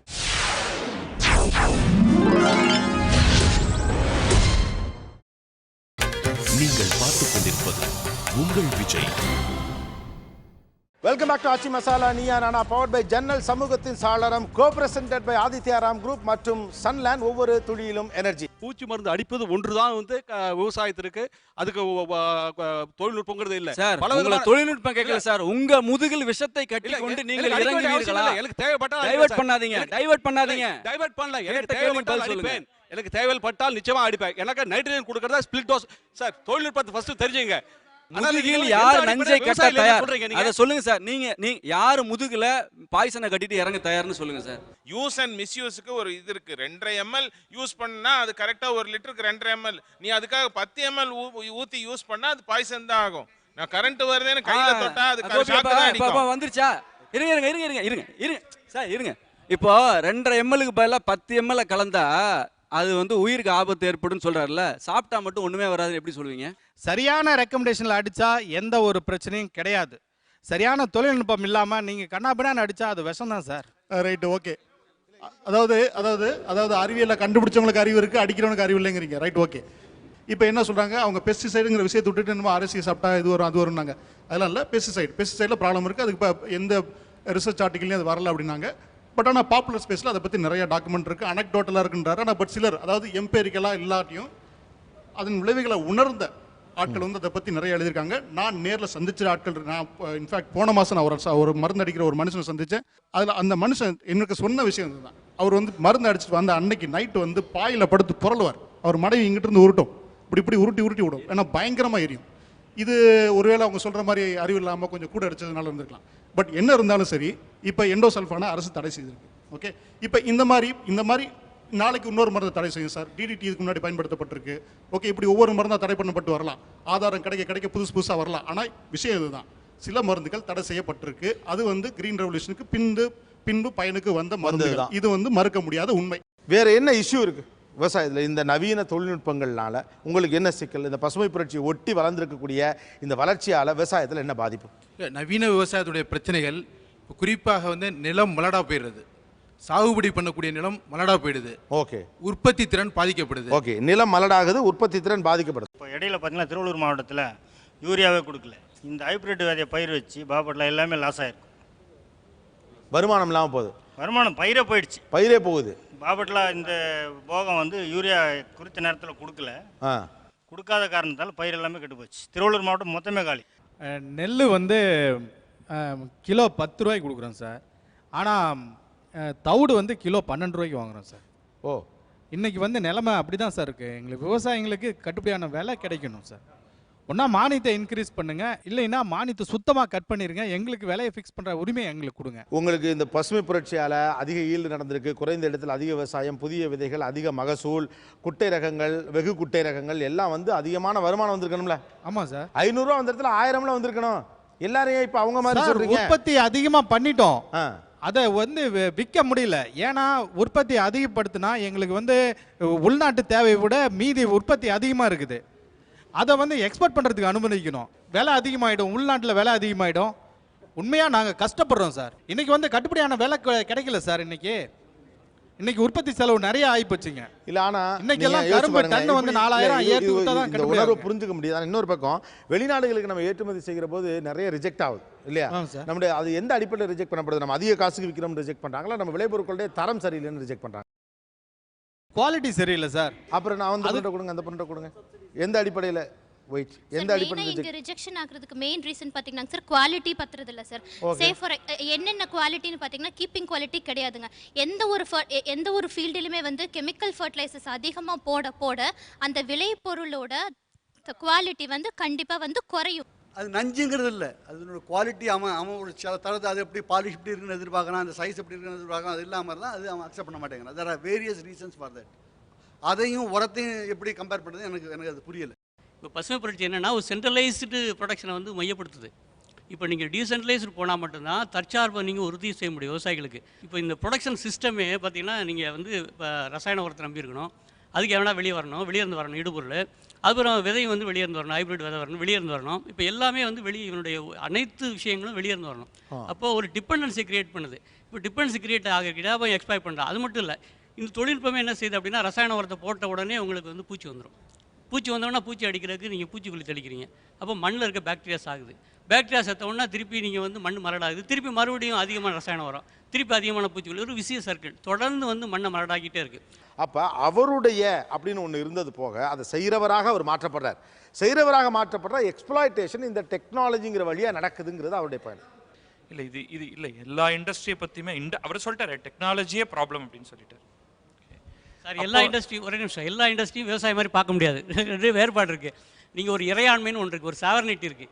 இந்த நாட்டுக்கு ஒரு ஃபுட் சாவர்னிட்டி இருக்குது. நீங்கள் முற்றிலுமாக உங்கள் விதையை கொண்டு போயிட்டு ஒரு தனிப்பட்ட கம்பெனி கையில் கொடுத்துட்டீங்கன்னு வச்சுங்க, நீங்கள் உற்பத்தியே பண்ண முடியாது. நாளைக்கு எந்த விதையும் கிடைக்காது. இந்த விதையெல்லாம் மரட்டு விதையை மாற்றிட்டீங்கன்னு வச்சுங்க, ஒரே நாளில் மாற்ற முடியும். ஒரு கம்பெனி நினச்சா முடியும் இன்றைக்கி உள்ள நிலமையில். இப்போ வாட்டர் எக்ஸ்ப்ளாய்ட் பண்ணுறீங்க, நீங்கள் உங்கள் விதையை இந்த சாதாரணமாக அந்த ஹைப்ரிட் விதைன்னு சொல்லி போட்டு சுவாச விதையை கொடுக்குறீங்க. இது எல்லாமே தொடர்ந்து தொழில்நுட்பம் என்ன ஆகுது அப்படின்னா ஒரு கட்டத்தில் விவசாயம் வந்து அந்நியப்படுத்துது. அவனுடைய உற்பத்தியிலேருந்து அவன் உற்பத்தியே செய்ய முடியாமல் அடுத்தவங்க இப்போ வேறு ஒன்றும் இல்லை, சில கம்பெனிகள் வந்து நிறையா வளர்ந்துருக்குறாங்க, அது மாற்றுக்கிறதே கிடையாது. நிறைய வளர்ந்துருக்குறாங்க. விவசாயிகள் தொடர்ந்து சுரண்டப்பட்டுக்கிட்டே இருக்கிறாங்க. இதை கான்ஸ்பிரசி தியரியாக மட்டுமே பார்த்துட்ருக்கோம். இப்போ நான் ஜெர்மனி எடுத்துக்கிறேன். அவங்களுக்கு வந்து இருக்கிற நிலத்தில் இருக்கிற வெதரில் அவங்களுடைய விளைச்சல் ஒரு குறிப்பிட்ட அளவில் தான் இருந்தது. அதற்கு மேற்கொண்டு உங்களுக்கு விளைச்சலை அதிகப்படுத்தணுங்கிற ஒரு தேவை மக்களோட எண்ணிக்கையினாலையும் அங்கே இருக்கக்கூடிய தட்பவெப்ப சூழ்நிலையினாலையும் அங்கே இருக்கக்கூடிய நிலத்தோடைய அளவுனாலையும் அவங்களுக்கு வந்தது. அதனால் அவங்க ஆரம்ப கட்டத்தில் எங்கெல்லாம் வந்து எந்த மாதிரியான ஒரு இயற்கை உரம் கிடைக்கும் அப்படிங்கிறதான் பார்த்தாங்க. அதுக்கு தான் வந்து சவுத் அமெரிக்காவில் கிடைக்கக்கூடிய அந்த பெரு, சிலி பகுதியில் இருக்கக்கூடிய இந்த பறவையுடைய எச்சங்கள்லாம் தான் முதல்ல கொண்டு வந்து பயன்படுத்தினாங்க. அதனால் அவங்களுக்கு விளைச்சல் அதிகரிக்க ஆரம்பிச்சது. ஆனால் அந்த இதுவே குறைய ஆரம்பிச்சது, அந்த பறவை எச்சம். அப்போ என்ன பண்ண வேண்டியிருந்தது அவங்களுக்கு? அப்போ தான் சயின்டிஃபிக்காக வந்து இந்த ஹேபர் பாஷ் ப்ராசஸ் மூலமாக அந்த நைட்ரஜனை மண்ணுக்கு அடியில் கொண்டு போகணும் அப்படிங்கிறது வந்தது. இவர் சொல்கிற மாதிரி மண்ணுக்கு மேலே இருக்கிற நைட்ரஜன் எல்லாம் ஒரு செடியால் அவ்வளோ தூரம் தான் வாங்கிக்க முடியும். விளைச்சல் அதிகப்படுத்தணுங்கிற ஒரு தேவையினால தான் அறிவியல் அந்த இடத்துல அம்மோனியா உருவாக்குற ஒரு ப்ராசஸை உருவாக்கிச்சு. அதன் விளைவாக தான் உங்களுக்கு உரம் வந்தது. இதெல்லாம் இல்லாமல் உங்களுக்கு வந்து நம்ம ஊரில் சொல்லுவாங்களே இந்த யானை கட்டி போரடிச்சது அந்த மாதிரிலாம் இருந்திருந்ததுன்னா யாருமே இதை செய்திருக்க மாட்டாங்க. தேவை ஏற்படுவதனால, அந்த தேவை எதனால் ஏற்பட்டது? அது 4 கார்ப்பரேட் ஒரு ஓரத்தில் உட்காந்து ஒரு ஒரு ஒரு திட்டம் தீட்டி இந்த மாதிரி நம்ம கொண்டு வந்துருவோம்டா அப்படின்னு நடக்கிறதுனால இல்லை. விளைச்சல் போதாமைக்காக சொல்லி முடிச்சிடறேன். விளைச்சல் போதாமை அப்படிங்கிற புள்ளியை நம்ம ஏற்றுக்கொள்ளலைன்னா அறிவியலே நமக்கு வேண்டாம். இயற்கை விவசாயத்தை பயன்படுத்தி வேண்டிய அளவு இங்கே இருக்கக்கூடிய 1.2 நாளைக்கு 1.5 பில்லியன் ஆக போகிற இந்த மக்கள் தொகைக்கு உணவை கொடுத்து விட முடியும்னா நான் ஒத்துக்கிறேன். சயின்ஸே நமக்கு வேண்டாங்க. செலவு அதிகம் பிடிக்கிறது சயின்ஸ்ங்கிறது. சயின்ஸ் அண்ட் டெக்னாலஜி போல செலவு பிடிக்கிறது எதுவுமே கிடையாது. தயவு செஞ்சு நீங்க சயின்ஸ் வார்த்தையை அதிகமா தப்பா பேசுறீங்க. வாபஸ் வாங்க. சயின்ஸே வேண்டாம். நீங்க சயின்ஸ் இல்லன்னு ஏன் சொல்றீங்க? அது எப்படி அறிவியல் இல்லன்னு சொல்றீங்க? நாங்க பண்ற அறிவியல் இல்லன்னு எப்படி சொல்ல முடியும் உங்களால? இல்ல இப்ப நான் சொல்லுங்க. என்ன சார் அறிவியல் திருப்பி பதிவு பண்ணிட்டே இருக்கீங்க. அறிவியல் இல்ல அறிவியல் வேண்டாம் சொல்றாங்க. அறிவியல் வேண்டாம் சொல்லிட்டு இருக்கோம். சொல்றதை கொஞ்சம் புரிஞ்சுங்க. நாங்க அதாவது விஷயம் என்ன, சாணி சண்டை எப்படி வந்துச்சு? பெருவில் வந்து சாணி சண்டை நடக்கிறது அப்பயா கண்டுபிடிச்சான்? நீங்கள் கண்டுபிடிச்சிங்கன்னா சார் ஒரு விஷயத்தை நீங்கள் தெளிவாக மக்களுக்கு சொல்ல விரும்புகிறேன். இது வந்து கான்ஸ்பிரேசி தான், இது வந்து சதி திட்டம் தான். நீங்கள் வந்து லீப்பக்கு எப்போ கண்டுபிடிச்சான்? உங்களுக்கு ரசாயன உரத்தை அதுக்கு முன்னாடியே கண்டுபிடிச்சான். 2ஆம் உலக போருக்கு முன்னாடியே கண்டுபிடிச்சிட்டான். ஏன் அப்போ எடுக்கல நீங்கள்? 2ஆம் உலக போரில் பலவிதமான இந்த வெடிமருந்து தொழிற்சாலைகள் மூட வேண்டிய நெருக்கடி வந்துச்சு. அப்போ அந்த நைட்ரேட் உப்புக்களை மார்க்கெட் பண்ணுறதுக்கு 3ஆம் உலக நாடுகளை தேடி வராங்க. அந்த 3ஆம் உலக நாடுகளை தேடி வந்தப்போலாம் இந்தியா ஒன்று. அப்போ எந்தெந்த 3ஆம் உலக நாடுகளெல்லாம் சந்தை கிடைச்சதோ அங்கே இது பார்லிமெண்ட்டில் பேசிட்டாங்க. ஜேசி குமாரப்பா தடி எழுதி வச்சிருக்காரு சார். ஏன் தப்பு நடக்குன்ட்டு அவர் சொல்கிறாரு, எல்லா விவசாயிகளுக்கும் அகத்தி விதையை கொடுத்தா, ஒரு கைப்பிடி அகத்தி விதையை கொடுத்தா நைட்ரஜன் பிரச்சனை தீர்த்துலாங்கிறாரு. பிரச்சனையை நீங்கள் வந்து எங்கேயோ டைவர்ட் பண்ணிக்கிட்டே இருக்கிறீங்க.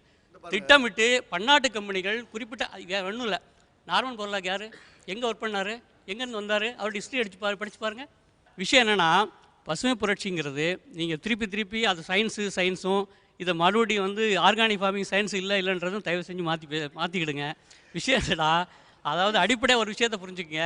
ஆர்கானிக் ஃபார்மிங்கில் நிச்சயமாக தர முடியும்னு ரொடேல் இன்ஸ்டியூட்லேருந்து ஏகப்பட்ட இன்ஸ்டியூட்ஸ் பேப்பர் கொடுத்துருக்காங்க. தயவு செஞ்சு படிங்க.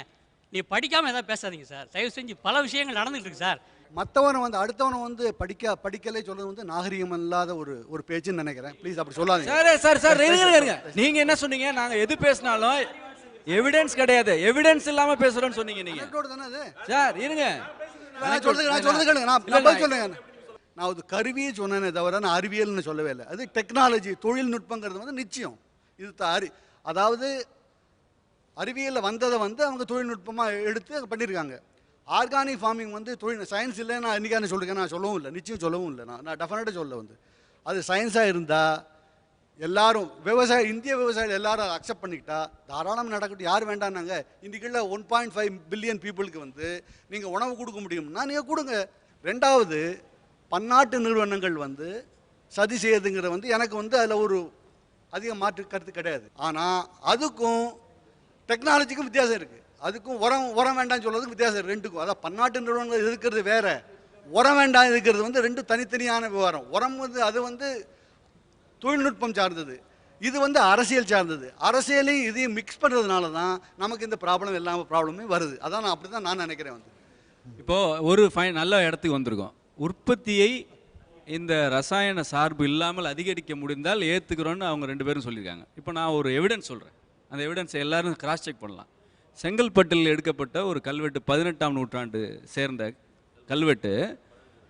அங்கே 14 டன் நெல் உற்பத்தி ஆகிருக்கு. இன்றைக்கி நம்ம 1 ஏக்கர்னு பேசுகிற நிலத்தில். இதெல்லாமே மிக சிறந்த அறிவியல் தொழில்நுட்பத்தின் அடிப்படையில் செய்யப்பட்ட வேளாண்மை நம்முடைய மரபில் இருந்தது என்பதற்கான சான்று ஒன்று. இது எல்லாத்தையும் நாம் மீட்டு உருவாக்கம் செய்யணுன்றது தான் இன்றைக்கி தேவை. அப்புறம் நான் இயற்கை வேளாண்மை பண்ணிகிட்டு இருக்கேன், என்ன உற்பத்தி எடுக்கலை, நான் ஒன்றும் கடன் வாங்கலை, எனக்கு மானியம் வேணாம், ஒரு புண்ணாக்க வேணாம். ஏன்ட்ட நான் சொல்கிற விலைக்கு வந்து வாங்கிட்டு போகிறாங்க.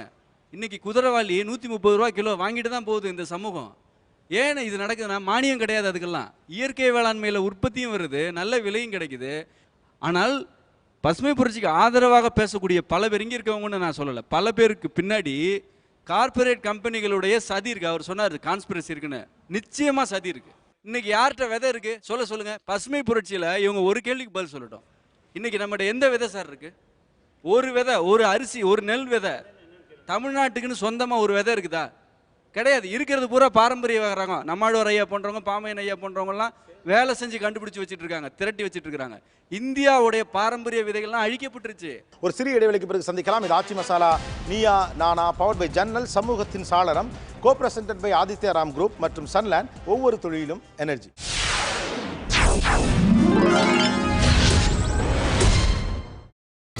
நீங்கள் பார்த்துக் கொண்டிருப்பது உங்கள் Vijay. Welcome back to Aachi Masala Neeya Naana, powered by ஜன்னல், சமூகத்தின் சாளரம், co presented by Aditya Ram group மற்றும் சன்லேண்ட், ஒவ்வொரு தொழிலும் எனர்ஜி. அதான் முக்கியமான விஷயம் என்னென்னா, இன்றைக்கி உணவு உற்பத்தியில் எஸ்பெஷலி பேடி ப்ரொடக்ஷனில் வந்து ஹையஸ்ட் பாசிபிள் ரெக்கார்டு. ஹெக்டேருக்கு 22 டன் எடுத்த ஆள் வந்து பீகார். அவர் வந்து வெறும் சாணியை தான் போட்டு எடுத்தார். நலந்தா மாவட்டத்தை சேர்ந்த சுமந்த் குமாருங்கிற ஒரு இளைஞர். இது வந்து இன்னும் வெரிஃபை பண்ணிட்டுருக்காங்க, நிறையா டவுட் பண்ணியிருக்காங்க. இது வந்து இது ஆன்கோயிங் ப்ராசஸ். ஓகே, இதுக்கு முன்னாடி வந்து இப்போ ஒரு சொன்ன மாதிரி கல்வெட்டுக்கள் வந்து ராமநாதபுரம் மாவட்டத்தில் 20 டன் ஹெக்டேருக்கு எடுத்த சான்றுகள் இருக்குது. அதெல்லாம் பொய்ன்னு சொன்னீங்கன்னா பரவாயில்ல, அதனால ஒன்று நாங்கள் சொல்லிட்டு போகிறோம். எதை தெரியாது இல்லையா, எங்களுக்கு அறிவியல் தெரியாது இல்லையா.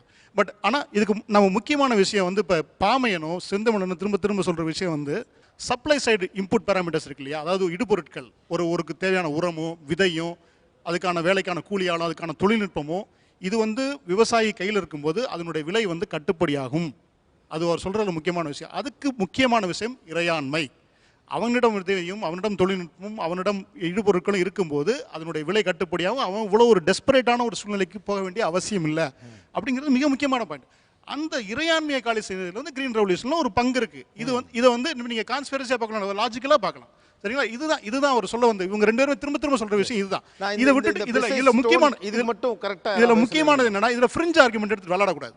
சென்டர் பாயிண்ட்க்கு ஆர்கியூ பண்ணுங்க, ஹானஸ்டா பேசுங்க. ரைட். இப்படி நடக்கிறது வந்து நம்ம நாட்டுக்கு தேவையா இருந்தா எல்லாரும் சரி சொன்னா எனக்கு அதில் அப்ஜெக்ஷன், ஒரு அப்ஜெக்ஷன் கிடையாது. அது ஏன் வரலைங்கிறத நம்ம யோசிக்கணும்.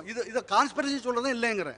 இது வந்து இவர் இந்த ஒரு ஞானோதயம் வந்திருக்குல்ல, இப்போ வந்திருக்கு இந்த ஒரு அறிவு வந்து இப்போ வந்திருந்ததுன்னா, இது 66க்கு முன்னாள் இந்த அறிவு வந்து ஜனங்கள்ட்ட இருந்ததுன்னா இது வந்திருக்காது, பசுமை புரட்சியே வந்திருக்காது. இது உண்மையாக இருந்ததுன்னா இப்போ இன்றைக்கி வந்திருக்கும் போது இது எல்லாரும் ஜனங்கள் எல்லாம் அக்செப்ட் பண்ணிட்டாங்கன்னா சரி, எனக்கும் எல்லாமே சந்தேகம். அதில் பசுமை புரட்சி நான் பிடிச்சி தொங்கணும்னு கட்டாயம் கிடையாது. ஓகே, பின்னால் விவசாயிகள்ட்ட கொடுத்துருங்க. எஸ், பசுமை புரட்சிக்கு முன்னாடி வந்து பூச்சி விரட்டி தான் பயன்படுத்தாங்களே, பூச்சிக்கொல்லி பயன்படுத்தவே இல்லைங்க. பூச்சி விரட்டிங்கிறது என்னது? பூண்டு, இயற்கையில் பூண்டு, வேப்பந்தலை, இந்த கரசலை தெளிச்சுங்க, பூச்சி விரட்டிங்க. ஒரு பூச்சி வந்து ஒரு செடிக்கு நல்லது பண்ணு, இன்னொரு செடிக்கு கெட்டது பண்ணுங்க. பூச்சிக்கொல்லி வந்து பயன்படுத்தவே இல்லைங்க, பூச்சி விரட்டி தான் பயன்படுத்தினேன். அதை வந்து நம்ம மெயினாக ஏற்றுக்கணுங்க. 1965 எங்கள் ஊர் வந்து விவசாயத்தில் செழிப்பான இருந்த ஊர். பசுமை புரட்சியை முழுசாக அடாப்ட் பண்ணி அதை பயன்படுத்தின ஊர்னு சொல்லலாம். எந்த ஊர்? தேனி மாவட்டம் அம்பாசமுத்திரம். பசுமை புரட்சினால நல்லா சம்பாரிச்சிருக்கோம், அதனால் இன்னைக்கு ரொம்ப கஷ்டப்பட்டுட்டு இருக்கோம். ரெண்டையும் நான் சொல்ல விரும்புகிறேன். உங்கள் ஊர் நல்லா சம்பாரிச்சது பசுமை புரட்சியில். ஆமாம். என்ன வளர்ச்சி அடைஞ்சிச்சு, இப்போ என்ன பிரச்சனை, அதை மட்டும் எனக்கு சொன்னீங்கன்னா ஈஸி. பிரச்சனை இப்போ எந்த விவசாயம் பண்ண முடியல. என்ன பிரச்சனை? எதுவுமே உங்களுக்கு ஈல்டே கிடையாது. ஒரு கிருமியை கட்டுப்படுத்துறதுக்கு நான் ஒரு கெமிக்கலை யூஸ் பண்ணுவேன். ஒரு 2 ஆண்டுகள் 3 ஆண்டுகளில் என்ன ஆகும், இதோட இது மாறி அந்த பவர் மாறிடும். திருப்பி நான் இன்னும் அதை விட அதிகமாக இப்படி யூஸ் பண்ணி இப்போ ஒரு 8 வருஷத்துக்கு முன்னாடி கரெக்டாக சொல்கிறேன், நான் வந்து கத்திரிக்காய் போட்டுக்கிட்டு இருந்தோம். நீங்கள் 3 நாளைக்கு ஒரு ஸ்ப்ரேயர் எடுத்து அடிச்சுட்டு இருக்கணும். நான் அந்த கத்திரிக்காயை சாப்பிட விரும்பலை, நான் சாப்பிட முடியல. என் தோட்டத்தில் விளையிற கத்திரிக்காயை நான் சாப்பிட விரும்பலை. ஏன்னு அவ்வளோ மருந்து அடிக்கிறேன் அதில். அப்போ நீங்கள் எங்கே காய்கறி வாங்குறீங்க? நான் வாங்குறது என் தோட்டத்தில் விளையாது இல்லை, வெளியே நான் கடையில் தான் வாங்கணும், வேறு வழி கிடையாது. அங்கேயே தானே இருக்கும். அதில் இல்லை அதில் சிலது தேர்ந்தெடுக்கலாம். சில காய்கறிகளுக்கு வந்து அதிகமாக இல்லை, சில காய்கறிகளுக்கு பூச்சி தாக்குதல் கம்மியாக இருக்கும். அதான் என்ன, அந்த மாதிரி காய்கறிகள் நீங்கள் கோவக்காய் வாங்கலாம், பாவக்காய், இந்த மாதிரி கசப்பு தன்மை உள்ளதில் நீங்கள் பூச்சி தாக்குதல் கம்மியாக இருக்கும். கத்திரிக்காய், ஆமாம் கத்திரிக்காய். ஏன்னா கத்திரிக்காய் வந்து பூச்சி தாக்குதல் அதிகமாக இருக்கிறது. காலிஃப்ளவர், இது நான் பர்டிகுலராக சொல்கிறேன், இந்த வெரைட்டி எல்லாம் பூச்சி தாக்குதல் அதிகமாக இருக்கும். இது கரெக்டாக அவர் சொல்கிறது. கத்திரிக்காயில் தான் அதிக பூச்சி தாக்குதல் இருக்கும். கோவக்காய், பாவக்காய் இதெல்லாம் கண்டிப்பா உண்மையான சமாச்சாரம். அப்படியா? பூச்சி அதில் கம்மியாக? ஆமாம் சார். நீங்கள் எப்படி சாப்பிடணும்னு கேட்டீங்க. நாங்கள் அந்த மருந்து அடிக்கிறது சிலது படாமல் இருக்கும், சொத்தை தான் எடுத்து நாங்கள் சாப்பிடுவோம் சார். அடிப்படையில் விவசாயிங்க சாப்பிட்றது சொத்தை கத்திரிக்காய், அழுகின தக்காளி, சொத்தை வெண்டைக்காய், இந்த மாதிரி பகுதியை நாங்கள் எடுத்து வீட்டுக்கு வச்சுக்குவோம். அதை கட் பண்ணி போட்டு தான் சார் சாப்பிடுவோம். அதாவது எதுக்கு இதை கேட்குறேன்னா, மக்களுக்கும் தெரியும்ல, எங்க விவசாயிங்க வந்து கத்திரிக்காயும் காலிஃப்ளவரும் சாப்பிடவே மாட்டோம் சார். அது உண்மையான சமாச்சாரம். கத்திரிக்காய் வந்து ரொம்ப அதிகமா மருந்து அடிக்கிறது சொல்லிருங்க. அப்போ கத்திரிக்காயும் காலிஃப்ளவரும் ரொம்ப அதிகம் சார். ஓகே, அப்புறம் அதுக்கு அடுத்தது வெண்டைக்காய். வெண்டையில் வந்து சார் அவர் சொல்ற மாதிரி 3 நாளைக்கு ஒரு மருந்து இல்லை சார். கண்டிப்பா அது வந்து 2 நாளைக்கு ஒரு மருந்து அடிக்கணும். அந்த ஒயிட் ஃப்ளைன்னு ஒன்று இருக்குங்க சார், அதில் ஒரு பெரிய பிரச்சனை. கத்திரிக்காய், வாட்டர்மெலன், டொமேட்டோ.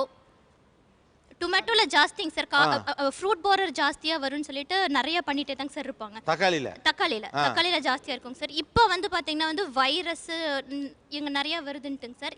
ஆல்மோஸ்ட் ஆல் கிராப்ஸுக்குமே நிறைய தேவையில்லாத ஃபர்டிலைசர் ஸ்ப்ரே பண்ணுறோங்க சார். எக்கச்சக்கமான ஃபர்டிலைசர்.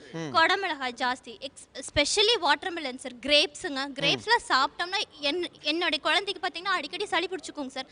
நான் எப்போ வந்து கிரேப்ஸ் ஸ்டாப் பண்ணணும், அது ஒரு மெத்தட் இருக்குங்க சார். அப்படி நம்ம க்ளீன் பண்ணி வீட்டிலே சாப்பிட்டுக்கலாம். கல்லுப்பு இருக்குது இல்லைங்களாங்க சார், கல்லுப்பும் மஞ்சத்தூளும் கொஞ்சம் நேரம் நம்ம போட்டு வாங்கிட்டு வந்த மார்க்கெட்டில் இருக்கிற அத்தனை ஃப்ரூட்ஸ் அண்ட் வெஜிடபிள்ஸ் எல்லாமே கொட்டி வச்சுங்க சார். ஒரு மினிமம் ஒரு 15 மினிட்ஸ் வச்சு ஊற வச்சு ஒயிட் கிளாத்தில் தொடச்சி வச்சு பாருங்க சார். கீப்பிங் குவாலிட்டி நல்லா இருக்கும். கடைசியில் நாட்டு மருத்துவத்துக்கு வந்து நிற்கிறீங்க. உப்பு, மஞ்சள், அதைத்தாங்க சார் சொல்கிறோம். ஓகே, வேற என்னென்ன உணவுப் பொருட்கள் அதிகமான மருந்து அடிக்கப்படுது சார்? ஒரு நிமிஷம், நான் வந்து கத்திரி பயிர் வச்சிருக்கேன் சார், காலிஃப்ளவர் பயிர் வச்சிருக்கிறேன்.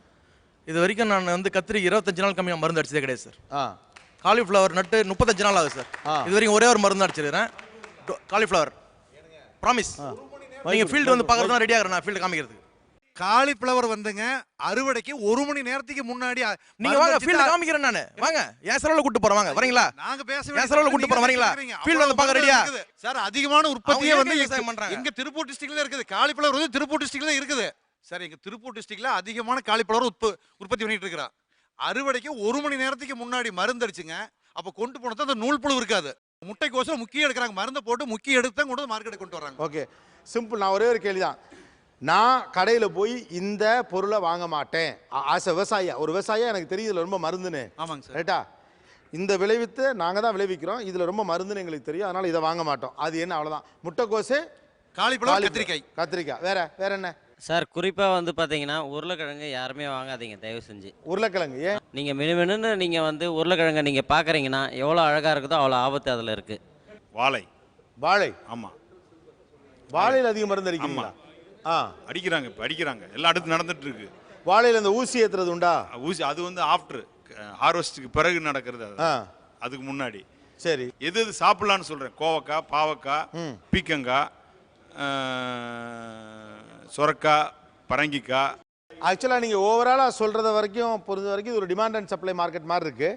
பொதுவாக மக்கள் அதிகமாக என்னென்ன காய்கறிகள் அதை வாங்குறாங்களோ அதிலெல்லாம் அதிகமாக மருந்து அடிக்கிறாங்க. பெரும்பாலும் அதிகமாக வாங்காத காய்கறிகள்னு சொல்லப்படுறது கோவக்காய், பாவக்காய்லாம் பொதுவாக நிறைய வாங்குறது இல்லை. ரைட்டா? அதுலாம் மருந்து அடிக்கிறது இல்லை. ஆமாம், கடலை விளையவே மாட்டேங்குது. ஒரு காலத்தில் கடலை வந்து நிறைய எடுத்த ஊரில் இன்னைக்கு கடலை விளையலை. பருத்தி, தேனின்னா தெரியும், பருத்தியில் பெரிய மார்க்கெட்டு. இன்றைக்கி வந்து நீங்கள் பருத்தி மார்க்கெட்லேயே பார்க்க முடியல, ஏன்னா பருத்தி வர்றதில்லை. இப்போ எல்லா பயிர்களையும் விட்டாச்சு. பயிர் ஒன்லி மக்காச்சோளம் தவிர, மக்காச்சோளம் மட்டும்தான் வருது. வேறு எந்த பயிர் போட்டாலும் லாஸ் ஆகுது. காரணம் என்னென்னா அந்த மண்ணில் தேவையான அந்த இதே போயிடுச்சு, மண்ணோட உயிர் போச்சு. இன்றைக்கி உலகத்தில் வந்து 3 பிரதான நிறுவனங்கள், விதை உற்பத்தியில் பிரதான நிறுவனங்கள். ஆனால் விவசாயத்தில் எஃப்டிஐ வந்ததை பற்றி பெரிய அளவுக்கு பேச்சே இல்லை. இன்றைக்கு வந்து விவசாயத்தில் வந்து பல துறைகளில் வந்து பார்த்திங்கன்னா 100% அந்நிய நேரடி முதலீடுக்கு இந்த அரசுகளால் அனுமதிக்கப்பட்டிருக்கு. இது எப்போன்னு கேட்டிங்கன்னா அந்த போஸ்ட் குளோபலைசேஷன். காவேரி டெல்டா இன்றைக்கி நீங்கள் எங்கே வந்தீங்கனாலும் ஒரு போர்டு ஒன்று இருக்கும். அவங்களுடைய அறைகோல் என்னென்னா, நீங்கள் வந்து நிலத்தை வந்து சமப்படுத்தி வச்சுருந்தா நாங்கள் நாட்டுகளை கொண்டு வந்து உங்களுக்கு நடவு நட்டு கொடுப்போம். அதனுடைய தொடர்ச்சியாக 60 நாளைக்கு அதனுடைய பராமரிப்புகளை இலவசமாக நாங்கள் பண்ணி தரோன்றாங்க. பராமரிப்புகள் இலவசம் அப்படின்றது என்ன பேர் அப்படின்னு பார்த்தீங்கன்னா, அந்த 60 நாள்களில் ஏற்படக்கூடிய பூச்சி தாக்குதலுக்கான மருந்துகளை அந்த கம்பெனியே கொடுக்கும். பாதிப்பு என்னென்னா, சிம்பிளாக சொல்லணுன்னா, இன்றைக்கு வந்து பாலினேஷன்ஸ்க்கு உபயோகப்படக்கூடிய அந்த இனத்தினுடைய ரீப்ரொடக்ஷன் ஆர்கனை வந்து சுத்தமாக மழுங்கடிக்கக்கூடியது. ஒரு பீஸ் உற்பத்தி பண்ணுறத, அந்த ஈக்களுடைய உற்பத்தி, தேனீக்களுடைய உற்பத்தி அப்படின்றத தடை பண்ணத காரணத்தினால அந்த மருந்தை சமீபத்தில் கடந்த ஆண்டு ஐரோப்பிய நாடுகளில் ஒட்டுமொத்தமாக தடை விதிச்சிருக்காங்க. அமெரிக்காலேயே குறிப்பிட்ட பல பகுதிகளில் அந்த மருந்துக்கு தடை விதிக்கப்பட்டிருக்கு. அதே போல் இந்த மக்கள் தொகைக்கான உணவு உற்பத்தி பண்ண வேண்டிய ஒரு கட்டாயம் நமக்கு இங்கே இருக்குது. இதை இந்த பன்னாட்டு கம்பெனிகள் மிக சரியாக பயன்படுத்துது இன்றைக்கி. அப்படி பயன்படுத்திய அடிப்படையில் எங்கெல்லாம் இந்த மருந்துகள் தடை செய்யப்பட்டதோ அந்த மருந்துகளோட வணிகத்துக்காக இங்கே கொண்டு வராங்க. நம்ம எஃப்டிஏ அப்படிங்கிறது நகரம் போலவும் ஒரு பெரிய எம்என்சி கம்பெனிகள் போல மட்டும் பார்க்குறோம். அப்புறம் ரீட்டைல் செக்டரை பற்றி பேசுகிறோம். ஆனால் விவசாயத்துக்குள்ளே எஃப்டிஏ உள்ளே வந்துருச்சு. So Thanjai belt, Kaveri delta பகுதி அப்படிங்கிறத நமக்கு ஒரு மிகப்பெரிய நெற்களஞ்சியம்னு சொல்லப்படக்கூடிய அந்த இடத்துலையும் இன்றைக்கி சர்ச்சார்புங்கிற ஒரு நிலை போய் அவங்க ஒன்று ஒன்றா கொண்டு வந்து கடைசியில் அவங்க டிசைன் பண்ணுறது தான் அங்கே இருக்கக்கூடிய விவசாயங்கிற மாதிரி மாறி இருக்கு. ஒரு சிறிய இடைவேளைக்கு பிறகு தொடர்ந்து பேசலாம். இது ஆச்சி மசாலா நீயா நானா, பவர்ட் பை ஜன்னல், சமூகத்தின் சாளரம், co presented by Aditya Ram group மற்றும் சன்லேண்ட், ஒவ்வொரு துளியிலும் energy. Stay tune.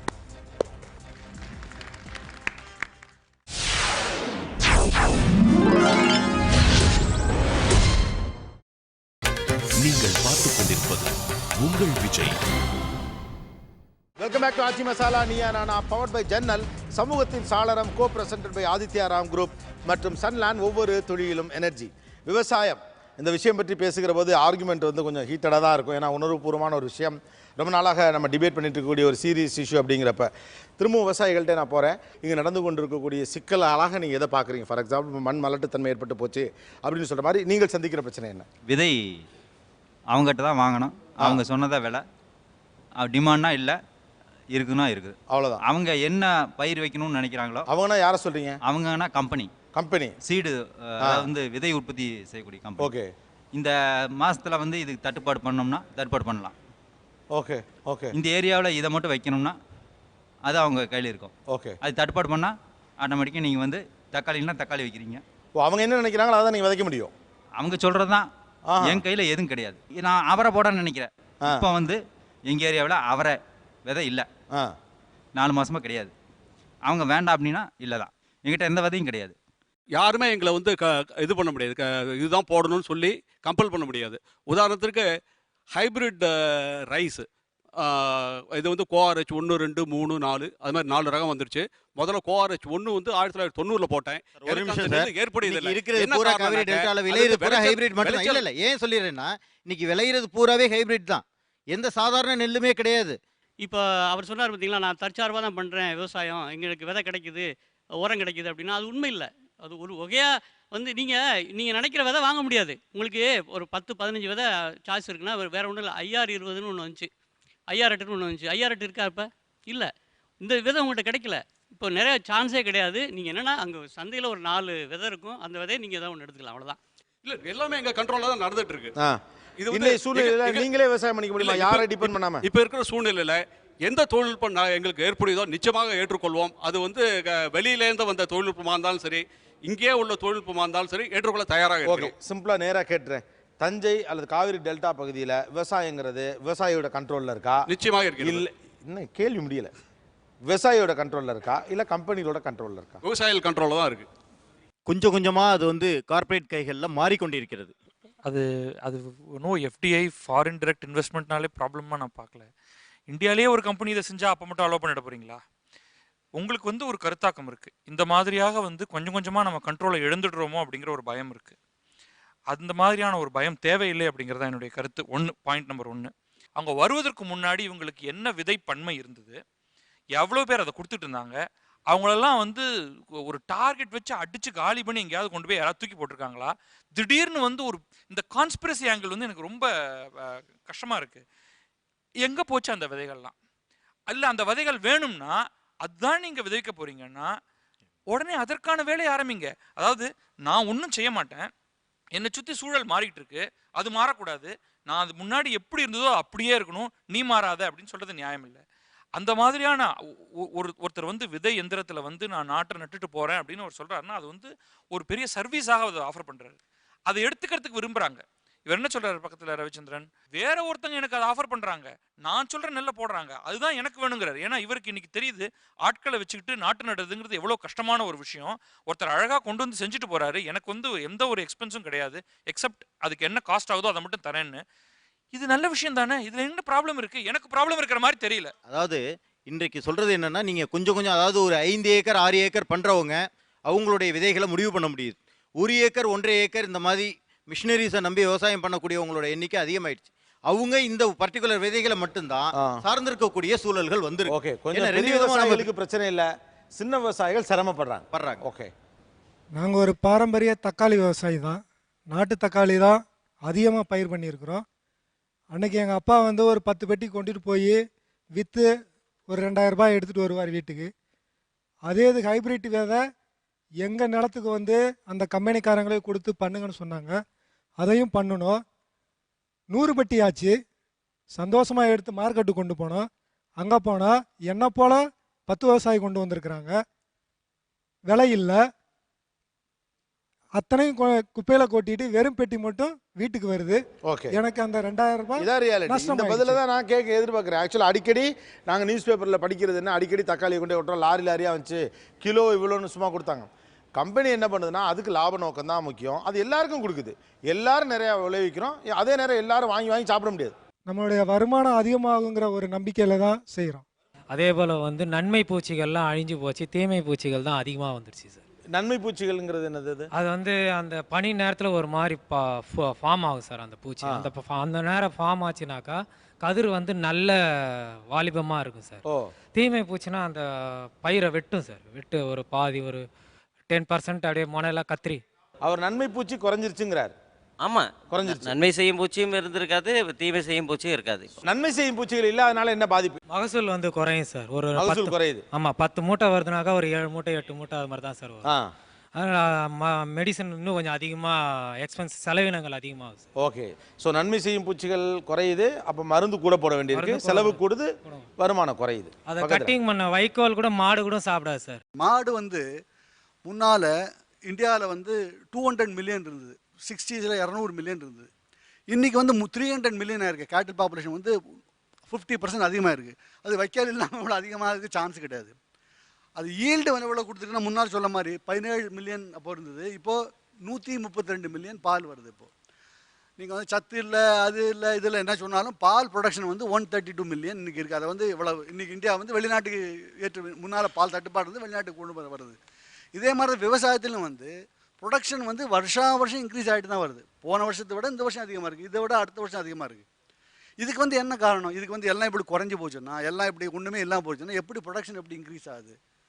Agriculture land வந்து அதிகம் இன்க்ரீஸ் ஆகல. ஒரு இடத்துல தமிழ்நாட்டில் வந்து குறையத்தான் செய்யுது. தமிழ்நாடு கூட இல்லை, தமிழ்நாட்டில் வந்து குறையத்தானே செய்யுது. தமிழ்நாட்டில் குறைஞ்சிருக்கு. ஆனால் ஈல்டு வந்து இன்க்ரீஸ் ஆகிட்டு இருக்கு. எல்லா இடத்துலையுமே வந்து ஈல்டு வந்து இன்க்ரீஸ். அதுக்கு என்ன காரணம்? இதுக்கு வந்து அதுதான் நம்ம அப்படி தான் நம்ம பார்க்கணுமே தவிர, ஒரு தனிநபரனுடைய ஒரு எக்ஸ்பீரியன்ஸை வச்சுட்டு நம்ம வந்து ஒரு நாட்டினுடைய அதுவே நம்ம தேசத்தினுடைய எக்ஸ்பீரியன்ஸ்னு சொல்ல முடியாது. இப்போ ரெண்டாவது இன்னொரு பாயிண்ட், முக்கியமான பாயிண்ட் ஒன்று சொல்ல விரும்புகிறேன். இந்த பன்னாட்டு நிறுவனங்கள் வருதுங்கிறதுக்கு இல்லையா, அதை வந்து இந்திய அரசும் மாநில அரசும் அதை ரொம்ப கவனமாக கவனிக்கிறதுல வந்து எனக்கு ஒரு சந்தேகம் கிடையாது. அவங்க வந்தால் என்னெல்லாமோ தகுடு தத்தம் பண்ணுறதுக்கு சான்ஸ் இருக்குது. ஆனால் அதை எதிர்க்கக்கூடிய சக்தி நம்ம அரசுக்கு இருக்குன்னு தான் நான் நினைக்கிறேன். நம்ம இந்திய அரசுக்கு வந்து எந்த கட்சி இருந்தாலும் வந்து அது நம்ம எதிர்க்கக்கூடிய அந்த அவ்வளோ தூரம் விலை போக மாட்டாங்கிறது தான் என்னுடைய இவ்வளோ கணிப்பு. அது நிச்சயம் அது நடக்கும். அதை நம்ம எதிர்க்கணும். ஒரு மைய கேள்விக்கு வருவோம். கல்டிவேஷனில் என்னென்ன பிரச்சனை இருக்குது? இந்த நவீன விவசாயம் அல்லது இன்றைக்கி இருக்கக்கூடிய இந்த நியூ டெக்னாலஜி, இந்த ஐடியாஸ், இந்த இதில் கல்டிவேஷனில் என்ன ப்ராப்ளம் வருது? கீழே கொடுங்க. கல்டிவேஷனை பொறுத்தளவில் வந்து காஸ்ட் இன்க்ரீஸ் ஆகிருக்கு. அந்த ப்ரொபோர்ஷனேட்டாக வந்து உங்களுக்கு வந்து விலை இல்லை. இப்போ விலையோட கேமை நம்ம மாற்ற முடியும். உதாரணத்துக்கு வந்து பார்த்தீங்கன்னா, பாவக்காய் வந்து சுகர் வந்த பிற்பாடு கிலோ 50 ரூபாய் குறைஞ்சி கிடைக்கவே இல்லை. கடந்த 5 வருடமாக நான் பாவக்காயை வந்து 50 ரூபா, அது 10 ரூபாய்க்கு படி போடுவாங்க. ஆனால் இன்றைக்கி வந்து அதோடைய தேவை அதிகமாக ஆன பிற்பாடு இந்த மாதிரி இருக்குது. கல்டிவேஷனில் வந்து இன்னொரு பிரச்சனை என்னன்னா வந்து ஹார்வெஸ்டிங்கில் வந்து எங்களுக்கு பேடி மாதிரி கிராப்ஸ்ல எல்லாம் பெரிய அட்வான்டேஜ். ஆனால் கடலை இது மாதிரி சிறுதானிய பயிர்கள் எல்லாத்துலேயுமே லேபர் காஸ்ட்டுக்கும் இதுக்கும் ஒர்க் அவுட்டே ஆகாது. ப்ரைஸ் சத்தியமாக ஒரு 5000 ரூபாய் இன்வெஸ்ட் பண்ணிங்கன்னா நீங்கள் 4500 ரூபா தான் ஹார்வெஸ்ட் பண்ண முடியும். கடலை மாதிரி நான் ஒரு 50 சென்ட்டுக்கு சொல்கிறேன்னு வச்சுக்கோங்க. 2 களை எடுக்கணும், 2 வாட்டி மண் அணைக்கணும். இதுக்கெல்லாம் வந்து உங்களால் வந்து இதிலெல்லாம் லாபமே எடுக்க முடியாது. ஆனால் பேடி கொஞ்சம் லாபகரமாக மாறி இருக்கு. உதாரணத்துக்கு அதோடைய விலை ஒரு பக்கம் கொஞ்சம் ஏறிட்டே வருது. இப்போ கடந்த 4 வருஷமாகவே பெருசாக விளைச்சல் இல்லை. ஆனால் இந்த வருஷம் நிறைய விளைச்சல் இருக்கப்போ விலை விழுறதுக்கு வாய்ப்பு நிறைய இருக்குன்னு தான் நான் நினைக்கிறேன். ஏன்னா ஆந்திரா, கர்நாடகா, தமிழ்நாடு மட்டும் இல்லை, ஒரிசா, பெங்கால், சத்தீஸ்கர், மத்திய பிரதேஷ், அதோட சேர்த்து தமிழ்நாடு நல்லா விளைஞ்சிட்டு இருக்க ஒரு சுச்சுவேஷனில் இந்த வருஷம் வந்து விலை பயங்கரமாக வீழ்ச்சியாக இருக்கும்னு நினைக்கிறேன். இது என்னென்னா மார்க்கெட்டை ஃபோர்ஸி பண்ணி வந்து பெரிய அக்ரிகல்ச்சரல் கைடன்ஸ்லாம் ஒன்றும் கிடையாது. கல்டிவேஷன்லாம் விவசாயிகள் என்ன பண்ணுறாங்களோ அதுக்கு பின்னாடி தான் விவசாய துறையே வருது. விவசாயிகள் எதையாச்சும் ஒரு முடிவு பண்ணுறாங்க, ரைட் இதெல்லாம் மழையெல்லாம் வருது, சரி அப்போ இதை போடுவோம் அதை போடுவோன்னு. அதாவது இந்த சப்போர்ட் சிஸ்டம்ன்றது இது வரைக்கும் ஒரு இன்ஸ்டிடியூஷன்ஸ் பற்றி அழகேஷ் பண்ணின்னு சொன்னார். சப்போர்ட் சிஸ்டம்ன்ற ஒன்று கிடையவே கிடையாது இங்கே வந்து. அந்த இடத்த தான் இவர் சொன்ன மாதிரி கம்பெனிஸ் வந்து பார்க்குறாங்க. தொடர்ந்து பேசுவோம் ஒரு சிறிய இடைவெளிக்கு பிறகு. இது ஆச்சி மசாலா நீயா நானா பவர்ட் பை ஜன்னல், சமூகத்தின் சாளரம், co presented by Aditya Ram group மற்றும் சன்லேண்ட், ஒவ்வொரு தொழிலும் எனர்ஜி.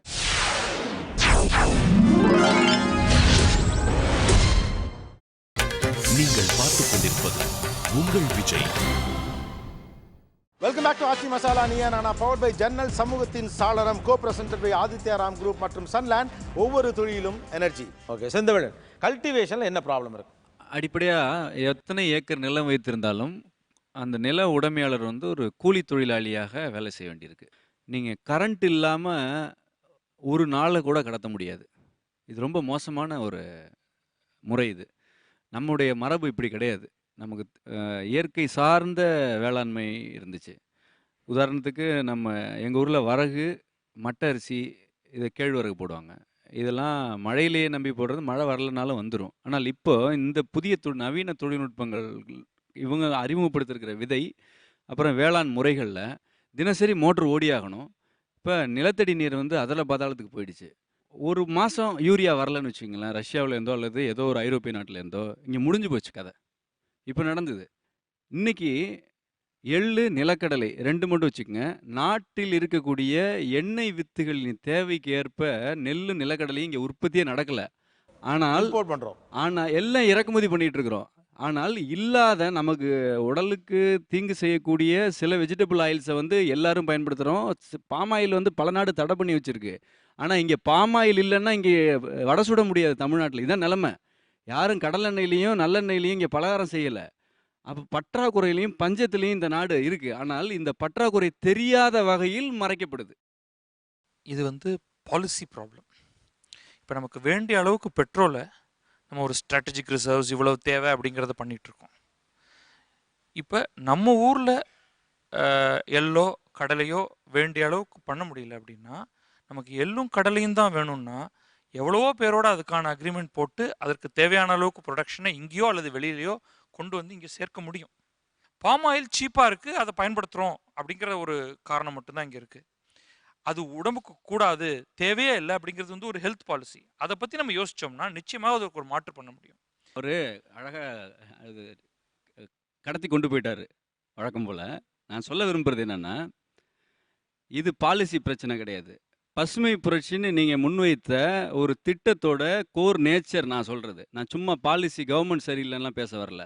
எங்கள் ஊரில் வரகு இருந்துச்சு, இப்போ வரகு இல்லை. ஏன் இல்லை? வேளாண் துறை பசுமை புரட்சியின் பேரால் எங்கள் ஊருக்கு வந்து இன்னைக்கு நடக்குது. எல்லா ஊர்லேயும் நடக்குது.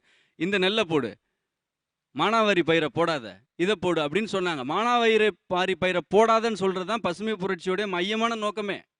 ஏன்னா அதில் ஈல்டு வராது. நீங்கள் இப்போ டன் கணக்கு சொல்கிறீங்களா, அது வராது. ஆனால் குவாலிட்டியான ஃபுட்டு கிடைக்கும். இப்போ பாம் ஆயிலை நம்ம ப்ரொமோட் பண்ணோம். ரேஷன் கடையில் கிடச்சிது, எல்லாரும் வாங்கிட்டு போனாங்க. அது ஏன் நடந்தது? இல்ல, அதான் மக்களுக்கு என்ன தேவைப்பட்டது, வேண்டிய அளவுக்கு என்ன இந்த ஊர்ல இல்ல. அப்ப நீங்க என்ன பண்ணுவீங்க? இருந்தது இல்ல நீங்க எஸ்கேப் ஆகக்கூடாது. எள்ளு விளைந்த பகுதிகளில் மானாவாரி எல்லை பயிரிட வேண்டாம் என்று சொல்கிறது அரசாங்கம் பசுமை புரட்சியின் பேரால. மறுங்க, நீங்க இல்லன்னு சொல்லுங்க. நெல்லா எள்ளா அப்படிங்கிறப்ப நெல்லு தான் வேணும், தவறு அப்படிங்கறது ஒரு அரசு முடிவு பண்ணுது. இது ஸ்டூபிடான கான்செப்ட்டுங்க. இது ஸ்டூபிடான கான்செப்ட். நமக்கு எந்த நிலத்தில் எந்த பயிர் விளையணுன்றதுதான் மரபு இந்தியா முழுக்க. தமிழ்நாட்டில் திணைம கோட்பாடுன்னு சொல்லுவாங்க. குறிஞ்சி நிலத்தில் என்ன போடணும்னு அறிவு வேணும் கொஞ்சமாச்சும். அதான் அறிவியல். அதுக்கு பேர் தான் அறிவியல். நீ குறிஞ்சி நிலத்தில் போடுற பயிரை கொண்டு வந்து மருதத்தில் போட்டீங்கன்னா முட்டாள்தனமானது. பசுமை புரட்சியை பொறுத்தவரையில் இவரோட நான் ஒரு விதத்தில் உடன்படுறேன். பருப்பு நம்ம பெர் கேபிட்டா கன்சம்ஷன் வந்து 1949 எவ்வளோ இருந்தோ 47 இருந்தோ அதோட கொஞ்சம் குறைய தான் இருக்குது. இப்போது குறைஞ்சி போச்சு. அதுக்கு காரணம் இவர் சொல்கிறது வந்து ரொம்ப முக்கியமான ஒரு காரணம். அதாவது நம்ம கொண்டு திணிக்கும் போது இந்த பல்சஸுக்கு வந்து என்ன பண்ணுங்கிறது சொல்லலைங்கிறது வந்து நிச்சயம். அது உண்மையிலே சொல்ல முடியாது. செந்தமிழன் சொன்னதில் 2 விஷயம் முக்கியமானது. ஒன்று வந்து அதுக்கு பத்ரி சொன்ன பதிலையும் சேர்த்து நான் ஒரு சில விஷயம் சொல்ல விரும்புகிறேன். ஒன்று வந்து வெளியிலேருந்து இறக்குமதி பண்ணிக்கலாம், நமக்கு என்ன இல்லைனா இல்லை லாங் டேர்ம் அக்ரிமெண்ட் ஒன்று போடலாம்னு சொல்லி. ஆக்சுவலாக அந்த மாதிரி அக்ரிமெண்ட் வந்து ட்ரை பண்ணாங்க. நம்மளில் ஏமன் நாட்டோட தண்ணீர் பற்றாக்குறையினால அவங்க வந்து ஆஸ்திரேலியாவோட லாங் டேர்ம் வீட் அக்ரிமெண்ட் போடுறதுக்கு ட்ரை பண்ணாங்க. ஆஸ்திரேலியா மறுத்துருச்சு. அப்போ இது என்ன ரொம்ப சிம்பிளான விஷயம். ஏமன் மாதிரி ஒரு குட்டி நாடு வந்து ஒரு லாங் டேர்ம் அக்ரிமெண்ட் போட முடியல அப்படின்னா, அது இன்ஃபேக்ட் அது வந்து எண்ணெய் வளமிக்க நாடு. இந்தியாவால் கட்டாய முடியாது. அது வந்து அவ்வளோ ஈஸியான விஷயம் இல்லை கிடையாது. இந்தியா வந்து கையேந்தது அப்படின்னா உடனே அதனுடைய இன்டர்நேஷனல் ப்ரைஸஸ் கூடும். அது வந்து இன்டர்நேஷனல் ப்ரைஸஸ் கூடும்போது அது வந்து விவசாயிக்கு லாபம் இருக்குமான்னு தெரியல. இப்படி பல விஷயங்கள் இருக்குது. ஒரு விஷயத்தோட காம்ப்ளெக்சிட்டி வந்து இன்க்ரீஸ் பண்ணிகிட்டே போகிறது. அதாவது ஓகே இங்கே பிரச்சனையா, ஓகே அடுத்துக்கு இப்படியே போயிட்டே இருக்கு அப்படின்னா பிரச்சனை சால்வ் ஆகவே ஆகாது. ஒன்று, இந்த பிரச்சனை வந்து லோக்கலாக எளிதாக சால்வ் பண்ணக்கூடிய விஷயம். இதை வந்து எளிதாக தீர்க்கப்பட வேண்டியது. இதை விட்டுட்டு நீ அங்கே போ, நீ இங்கே போனால் எங்கே போகிறது? தொழில்நுட்பங்கள் எல்லாமே வந்து கண்டுபிடிச்சு எல்லாமே பயன்பாட்டில் இருக்குது. அதை சரியான முறையில் நம்ம காது கொடுத்து கேட்காதது ஒரு காரணம். ஒரே ஒரு நிமிஷம், தயவு செஞ்சு ஒரு நிமிஷம் நான் பேசி முடிச்சிடுறேன். இங்கேயே வந்து நான் வந்து ஒரு ஆலோசனையும் பண்ணிகிட்டு இருக்கேன். நான் ஒரு அக்ரி முடிச்சுட்டு ஆலோசனை கடந்த 18 வருஷமாக பண்ணிகிட்டு இருக்கேன். இங்கேயே 2 விவசாயிகள் இருக்காங்க. என்னோட ஆலோசனையில் நிலக்கடலையில் வந்து 41 பேக் ஏக்கரில் எடுத்தார். அது வந்து சரியான ஆலோசனையை, சரியான உர அளவு, சரியான இலைவழி தெளிப்பு, சரியான இயற்கை உரங்களை பயன்படுத்தணும் அப்படின்னா நிச்சயமாக ஒரு ஏக்கரில் இதை அச்சீவ் பண்ண முடியும். ஒரே விஷயம் என்னென்னா, நம்மகிட்ட இருக்கிற பெரிய கட்டப்பழக்கம் எல்லாமே அரசாங்கத்தையும் யூனிவர்சிட்டியும் குறை சொல்கிறதே பழக்கமாக போச்சு. உற்பத்தி பெருகின காரணம் என்ன தெரியுமா? நம்ம பல்லாண்டு காலமாக சேர்த்து வச்சிருந்த மக்கு, நம்ம மண்டில் இருந்த மக்கு, நீங்கள் ரசாயனத்தை போட்டோன்னா அப்படியே டக்குன்னு தூக்கி கொடுத்துச்சு சார். மக்கு காலியானவொடனே கீழே விழுந்துருச்சு. அவ்வளோதான். ரசாயனத்தை வந்து ப்ரொடக்டிவிட்டி என்ன சார் ஆச்சு? ப்ரொடக்டிவிட்டி பயன்படுத்தணும். நீங்கள் ப்ரொடக்ஷனை பேசுறீங்க, ப்ரொடக்டிவிட்டி பேசுனீங்களா? ஒரு ஏக்கரில் எவ்வளோ உற்பத்தி ஆயிருக்கு அதை பேசுங்க. ஆக்சுவலாக இப்போ நம்ம ஃபேஸ் பண்ணுற முக்கியமான காமன் கிரைசிஸ், அதாவது நீங்கள் இயற்கை விவசாயமோ செயற்கை விவசாயமோ அல்லது க்ரீன் ரெவல்யூஷனோ எதுவாக இருந்தாலும் சரி, முக்கியமான பிரச்சனை நீங்கள் வந்து வாட்டர் டேபிள் வந்து இட்ஸ் டெப்ளீட்டிங். ஆமாம், தண்ணியோட அளவு கீழே குறைஞ்சிட்டே போயிட்டுருக்கு. இன்னும் எத்தனை நாளைக்கு இது தாக்கு பிடிக்கும்னே தெரியல. அதோட இன்ஃபேக்ட் வாட்டர் பம்ப் பண்ணக்கூடிய இது இருக்கு இல்லையா, இப்போ ஒரு 1000 அடிக்கு மேலே போச்சுன்னா உங்களுக்கு 20 HP மோட்டர் வச்சு பம்ப் பண்ண வேண்டியிருக்கு. நீங்கள் சலினிட்டி, வாட்டர் பொல்யூஷன் இது ரொம்ப அதிகமாக இருக்குது. நான் என்ன நினைக்கிறேன்னா, இதை பற்றி டிஸ்கஸ் பண்ண நினைக்கிறேன். இது வந்து க்ரீன் ரெவல்யூஷன் மேலே பழி போடுறதுலாம் இங்கே முக்கியம் கிடையாது. இது வந்து காமன் கிரைசிஸ். இது எங்கே போய் நிற்க போகுதுன்றது தெரியல. நிலத்தடி நீர் வந்து இது சலினிட்டி பெரிய ப்ராப்ளம், நிலத்தடி நீர் குறைஞ்சது வந்து பெரிய ப்ராப்ளம். இது எல்லாத்துக்கும் காரணம் வந்து ப்ரொடக்ஷன் அதிகமானதுனால. ரெண்டாவது இன்னொரு காரணம் வந்து நம்ம தண்ணியை வந்து அது டெல்டா விவசாயிகளுக்கு நிச்சயம் தெரியும். அது வந்து நம்ம தண்ணியை வந்து அதிகம் யூஸ் பண்ணுறோம். நம்ம இந்தியாவில் வந்து விவசாயி எவ்வளோ தண்ணி யூஸ் பண்ணுறோம், அது அதிகம் யூஸ் பண்ணுறது எனக்கு தெரியாது. அப்படின்னு தான் சொல்கிறாங்க, சில பேர் சொல்கிறாங்க. நம்மளுடைய வாட்டர் மேனேஜ்மெண்ட் வந்து இட்ஸ் நாட் வெரி கரெக்ட் அப்படின்னு சொல்கிறாங்க. அது இன்னொரு ப்ராப்ளமாக இருக்கலாம். ஆனால் உலகம் பூராமே வந்து இந்த ப்ராப்ளம் இருக்குது. உலகம் பூராமே விவசாயத்துக்கு வந்து நம்ம கிடைக்கிற வாட்டர் ரிசோர்ஸில் வந்து 70% நம்ம யூஸ் பண்ணுறோம். இந்த மரபணு மாற்றம் செய்யப்பட்ட பயிர்களை அல்லது அந்த அந்த விவசாயத்தை, அந்த அறிவியலை ஏன் விவசாயிகள் ஏற்றுக்கொள்ள வேண்டும் அப்படின்னு நீங்கள் நினைக்கிறீங்க? மரபணு மாற்றப்பட்ட அந்த பயிர்கள் வந்து இந்தியாவில் இதுவரையும் பிடி காட்டன் தவிர வேறு ஒன்றும் வரல, இதுவரையும் வரல. முன்னால் நம்ம வந்து காட்டன் வந்து வெளியிலேருந்து வாங்கிட்டு இருந்தோம். இப்போ காட்டனை வந்து நம்ம எக்ஸ்போர்ட் பண்ணுறோம். அதனால் பிடி காட்டன் வந்து ரொம்ப சக்ஸஸ்ஃபுல்லாக இருக்குது வந்து. ரெண்டாவது, இந்த ஜிஎம் எதனால் வேணும்னா, இன்றைக்கி உலகத்தினுடைய பாப்புலேஷன் வந்து இன்க்ரீஸ் ஆகிட்டே வருது. 7 மில்லியன்லேருந்து 10 மில்லியன் ஆகக்கூடிய இன்னும் ஒரு காலகட்டம் இருக்குது. இப்போ வந்து நம்ம விவசாய நிலத்தை வந்து உலகத்தில் ஏன்னா இந்தியா மாத்திரம் பற்றி பேசல, உலகம் பூரா விவசாயம் செய்யக்கூடிய நிலத்தை வந்து நம்ம இன்க்ரீஸ் பண்ணக்கூடிய ஒரு நிலைமையில் நம்ம இல்லை. இன்க்ரீஸ் பண்ணால் திரும்ப க்ரீன் ஹவுஸ் அவுட் வந்து அதிகமாகும், காடுகள் வந்து குறையும், மற்றபடி சுற்றுப்புற சூழல் ப்ராப்ளம் வரும் வந்து. அதனால் விவசாய இப்போ இருக்கிற நிலத்தில் இன்னும் உற்பத்தி வந்து அதிகமாகக்கூடிய ஒரு அவசியம் வந்து இருக்குது. அமெரிக்காவில் மற்ற எல்லா அந்த மேற்கத்திய நாடுகள், முக்கியமாக அமெரிக்காவில் ஒரு 60 உணவு பொருள் வந்து ஜிஎம் தான் ப்ரொடியூஸ் பண்ணுறாங்க. அமெரிக்காவில் சாப்பிட்றவங்க எல்லோரும் என்ன சாப்பிட்றாங்கன்னு இப்போ எல்லோரும் அந்த ஒரு லேபிள்லாம் கிடையாது. சில 2-3 ஸ்டேட்டில் இருக்குது, மீதி ஸ்டேட்லாம் லேபிளிங்லாம் கிடையாது. அவங்க சாப்பிட்ற உணவு பூரா ஜிஎம் ஜெனட்டிக்கலி மாடிஃபைடு அந்த ஃபுட்லாம் தான் அவங்க சாப்பிட்டு இருக்காங்க வந்து. இந்தியாவிலே எடுத்தீங்கன்னா நம்ம ஃபுட் செயினில் வந்து கனோலா ஆயில் வருது, கார்ன் ஆயில் வருது வெளியிலேருந்து, அதெல்லாம் ஜிஎம் உள்ளதான் வருது. இங்கேயே ப்ரொடியூஸ் பண்ணுற காட்டன் இருக்கு இல்லையா, அந்த காட்டன்லேருந்து காட்டன் சீட் ஆயில் அது வெஜிடபிள் ஆயில் சேர்க்கும் போது இங்கேயே நம்ம ஜிஎம் சாப்பிட்டு தான் இருக்கும். இப்போ நம்ம ஃபுட் செயினில் வந்து ஜிஎம் இப்போ இருக்குதா இருக்குது. ஆமாம் ரைட், இப்போ இருக்குது ஜிஎம் வந்து இப்போ இருக்குதா இருக்குது வந்து. நம்ம ஜிஎம் இன்றைக்கி இருக்கிற இந்த ஜிஎம் ஃபுட் வந்து என்னோட அண்டர்ஸ்டாண்டிங்கை பொறுத்த வரைக்கும் is lot safer than even the green revolution based foods. அந்த க்ரீன் ரெவல்யூஷனில் வந்து சாப்பாடு இந்த கோதுமை அரிசி தான் நம்ம சாப்பிட்டுட்டு இருக்கோம். அதை விட இது வந்து ஜெனட்டிக் மார்க்கப்பை பொறுத்த வரைக்கும் கொஞ்சம் சேஃப். ஆனாலும் இந்த பயோசேஃப்டி இஷ்யூஸ் வந்து நிறைய இருக்குது. பயோசேஃப்டி இஷ்யூஸ் அதை வந்து மிக மிக கடுமையாக ஆராய்ந்து அந்த பயோசேஃப்டி இஷ்யூஸ் எல்லாத்தையும் அதை சரி பண்ணிட்டு, அது சரி பண்ணுறது நமக்கு அந்த தகுதி நமக்கு இந்தியன் விஞ்ஞானிகளுக்கு இருக்குது. அதை செய்த பிறகு இந்தியாவில் ஜிஎம் கொண்டு வரதில் ஒரு தவறு இருக்கிறதா எனக்கு தோணலை. ஆக்சுவலாக உங்களுக்கு இப்போ வந்து அப்பார்ட் ஃப்ரம் எவ்ரி திங் இண்டிவிஜுவலாக ஸ்ரீதர் சுப்ரமணியங்கிற ஒரு தனிநபர், அவர் முன்னால் ஒரு ஜிஎம் ஃபுட் இருக்குது அண்ட் ஆர்கானிக் ஒன்று இருக்குது. அவர் எதை பிக் பண்ணுவார், எதை சூஸ் பண்ணுவார்?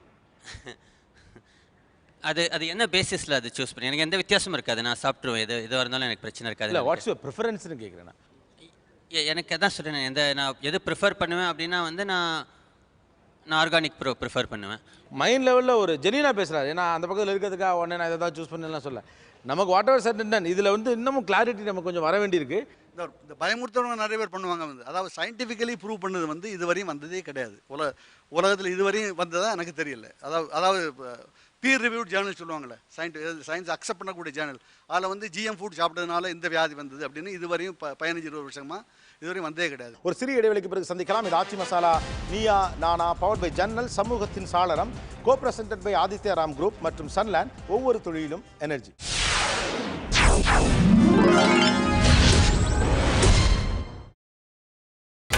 நீங்கள் பார்த்துக் கொண்டிருப்பது உங்கள் Vijay. Welcome back to Aachi Masala Neeya Naana powered by ஜன்னல், சமூகத்தின் சாளரம், co presented by Aditya Ram group மற்றும் சன்லேண்ட், ஒவ்வொரு தொழிலும் எனர்ஜி. மரபணு மாற்றத்தில் நம்ம என்ன பண்றோம்?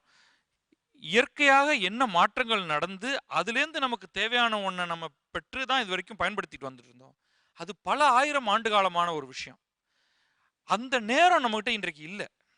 அப்போ அதை வந்து ஒரு லேபில் ஒரு 20 வருடத்துக்குள்ளேயாவது எனக்கு தேவையான குவாலிட்டிஸ் இருக்கக்கூடிய ஒன்றை என்னால் உற்பத்தி பண்ண முடியுமா அப்படிங்கிறது தான் நமக்கு இன்றைக்கி மரபணு மாற்றம் நமக்கு கொடுக்குது. அதில் சைடு எஃபெக்ட்ஸ் இருக்குது அப்படின்னு நான் நம்பலை. ஏன்னா நம்ம உருவாக்குறது வந்து நம்ம டைஜஸ்ட் பண்ணக்கூடிய ஒரு விஷயம். நம்ம சாப்பிட்றது வந்து அப்படியே நம்ம உடம்புல நேரடியாக போகலை, அது மாற்றப்பட்டு அது ஒரு சுகராக தான் நம்ம உடம்புல உள்ளுக்குள்ளே வருது.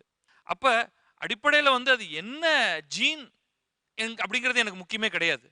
எனக்கு தேவை வெறும் அது அந்த ஒரு பர்டிகுலர் வெரைட்டி ஆஃப் சர்க்கரை. அதற்கு நான் வந்து எதையும் சாப்பிட்றதுக்கு நான் தயாராக இருக்கேன். நீங்கள் இவர்கிட்ட கேட்டீங்க, கொஞ்சம் தயங்கினார். எனக்கு தயக்கமே கிடையாது. நீங்கள் எனக்கு ஜிஎம்மும் இதுவும் வச்சுருக்கீங்கன்னா நான் ஃபஸ்ட்டு கையில் கிடைக்கிறத எடுத்து சாப்பிடுவேன். எனக்கு அதை பற்றி பயமே இல்லை, பிரச்சனையே இல்லை. அது விரும்பி என்னுடைய குடும்பத்தில் இருக்கிற எல்லாருக்கும் தருவேன். எனக்கு வந்து அதில் ஒரு ப்ராப்ளம் இருக்கிற மாதிரியே தெரியல. நமக்கு அது ரொம்ப அவசியம்னு நினைக்கிறேன் இந்த மரபணு மாற்றம்.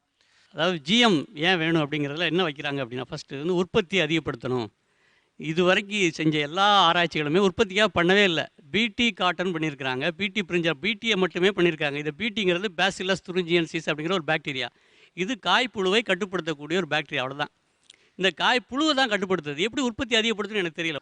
அதாவது 4 இடம் 5 இடம் இப்படியே மேலே வளர்ந்துட்டே போகலாம் சார், அதெல்லாம் பிரச்சனை இல்லை. அதாவது வந்து அடிப்படையில் வந்து விவசாயிக்கு அதன் காரணமாக பலன் இருக்கா அப்படின்னு பார்த்தீங்கன்னா, அந்த கள ஆய்வுகள், ஓகே, நான் சும்மா அப்படி அடிச்சு விடலை. ஓகே, என்கிட்ட பேப்பர் இருக்குது, ஜேர்னல் ஆஃப் டெவலப்மெண்ட் ஸ்டடீஸில் வந்து பியர் ரிவ்யூட் பேப்பர் தான் சார் நான் சொல்கிறேன்.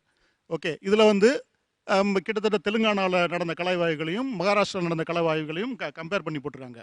இதில் முக்கியமாக இந்த தெலுங்கானாவில் நடந்த, அதாவது ஆந்திராவில் நடந்த தற்கொலைகள் இருக்கு இல்லையா, அதுக்கும் பிடி காட்டனுக்கும் உள்ள நேரடி சம்மந்தங்கள் இருக்கான்னு பார்க்குறாங்க. நேரடி சம்மந்தம் இல்லை அப்படின்னு சொல்கிறாங்க. சொல்லிவிட்டு அதுக்கப்புறம் வேறு சில விஷயங்களை சொல்கிறாங்க. நேரடி சம்மந்தம் இல்லை, இருந்தாலும் அவங்க தற்கொலைகளின் முக்கியமான கிட்டத்தட்ட 70% காரணம் வந்து இந்த இடுபொருட்களின் மூலமாக வந்து அவங்களுக்கு உண்டான கடன் காரணமாக அவர்கள் தற்கொலை செஞ்சுருக்காங்க. இருந்தாலும் பிடிக்காரனுக்கு இதுக்கு நேரடி சம்மந்தம் இல்லை அப்படின்றாங்க. இடுபொருட்களில் விதையும் ஒன்று அப்படிங்கிறது அவங்களுக்கு தெரியுமா தெரியாதான்னு தெரியல. பட் ஆனால் அதை ஒத்துருக்காங்க. அதாவது இடுபொருட்கள் காரணமாக விலை அது ஒன்று. ரெண்டாவது என்னென்னா, இந்த அவங்களோட விளைச்சல் ஈல்டுன்னு பார்க்கும்போது ஆந்திராவில் இவங்க எதிர்பார்த்த ஈல்டு கிடைக்கல. இது எதார்த்தம். அதுக்கு என்ன சொல்கிறாங்கன்னா, இல்லை அவங்க டூப்ளிகேட் விதை யூஸ் பண்ணுறாங்க அப்படின்றாங்க. டூப்ளிகேட் விதை ஒரு மாநிலம் முழுக்க பயன்படுத்துவாங்களான்னு கேட்டால் எனக்கு டவுட்டு தான், சந்தேகம் தான். அதை எப்படி அவங்க அனுமதிச்சாங்கன்னு தெரியல. இப்போ இது தவிர பல விஷயங்கள் இருக்குது. இப்போ பிஎம் பார்கவான்னு சொல்லி சிசிஎம்பியோட சென்டர் ஃபார் மாலிகுலர் பயாலஜியோட பழைய ஹெட்டு, அதாவது இன்றைக்கி பயோடெக்னாலஜியோட வந்து பைனியர் இன் இந்தியா, அவர் வந்து ஒரு விஷயத்தை திரும்ப சொல்கிறாரு. இந்த பிடி காட்டன் இலையை வந்து ஆடுகளுக்கு கொடுத்துருக்காங்க. கிட்டத்தட்ட அந்த நிறைய ஆடுகள் செத்துருக்கு. ஆமாம், அதாவது ஹை குவான்டிட்டியில் கொடுக்கும்போது அந்த ஆடுகள் இறந்துருக்கு.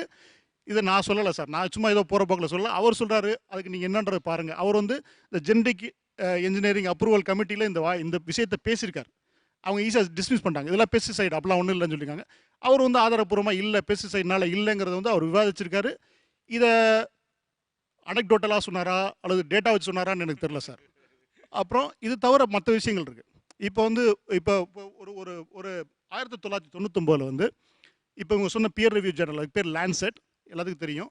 லான்செட்டில் வந்து அர்பாட் புஷ்ஷாய் அப்படின்னு ஒரு பிரிட்டிஷ் சயின்டிஸ்ட் வந்து ஒரு விஷயத்தை வைக்கிறார். அதாவது பிடி பொட்டேட்டோ வந்து அவர் வந்து எலிகளுக்கு கொடுத்து பார்க்குறாரு.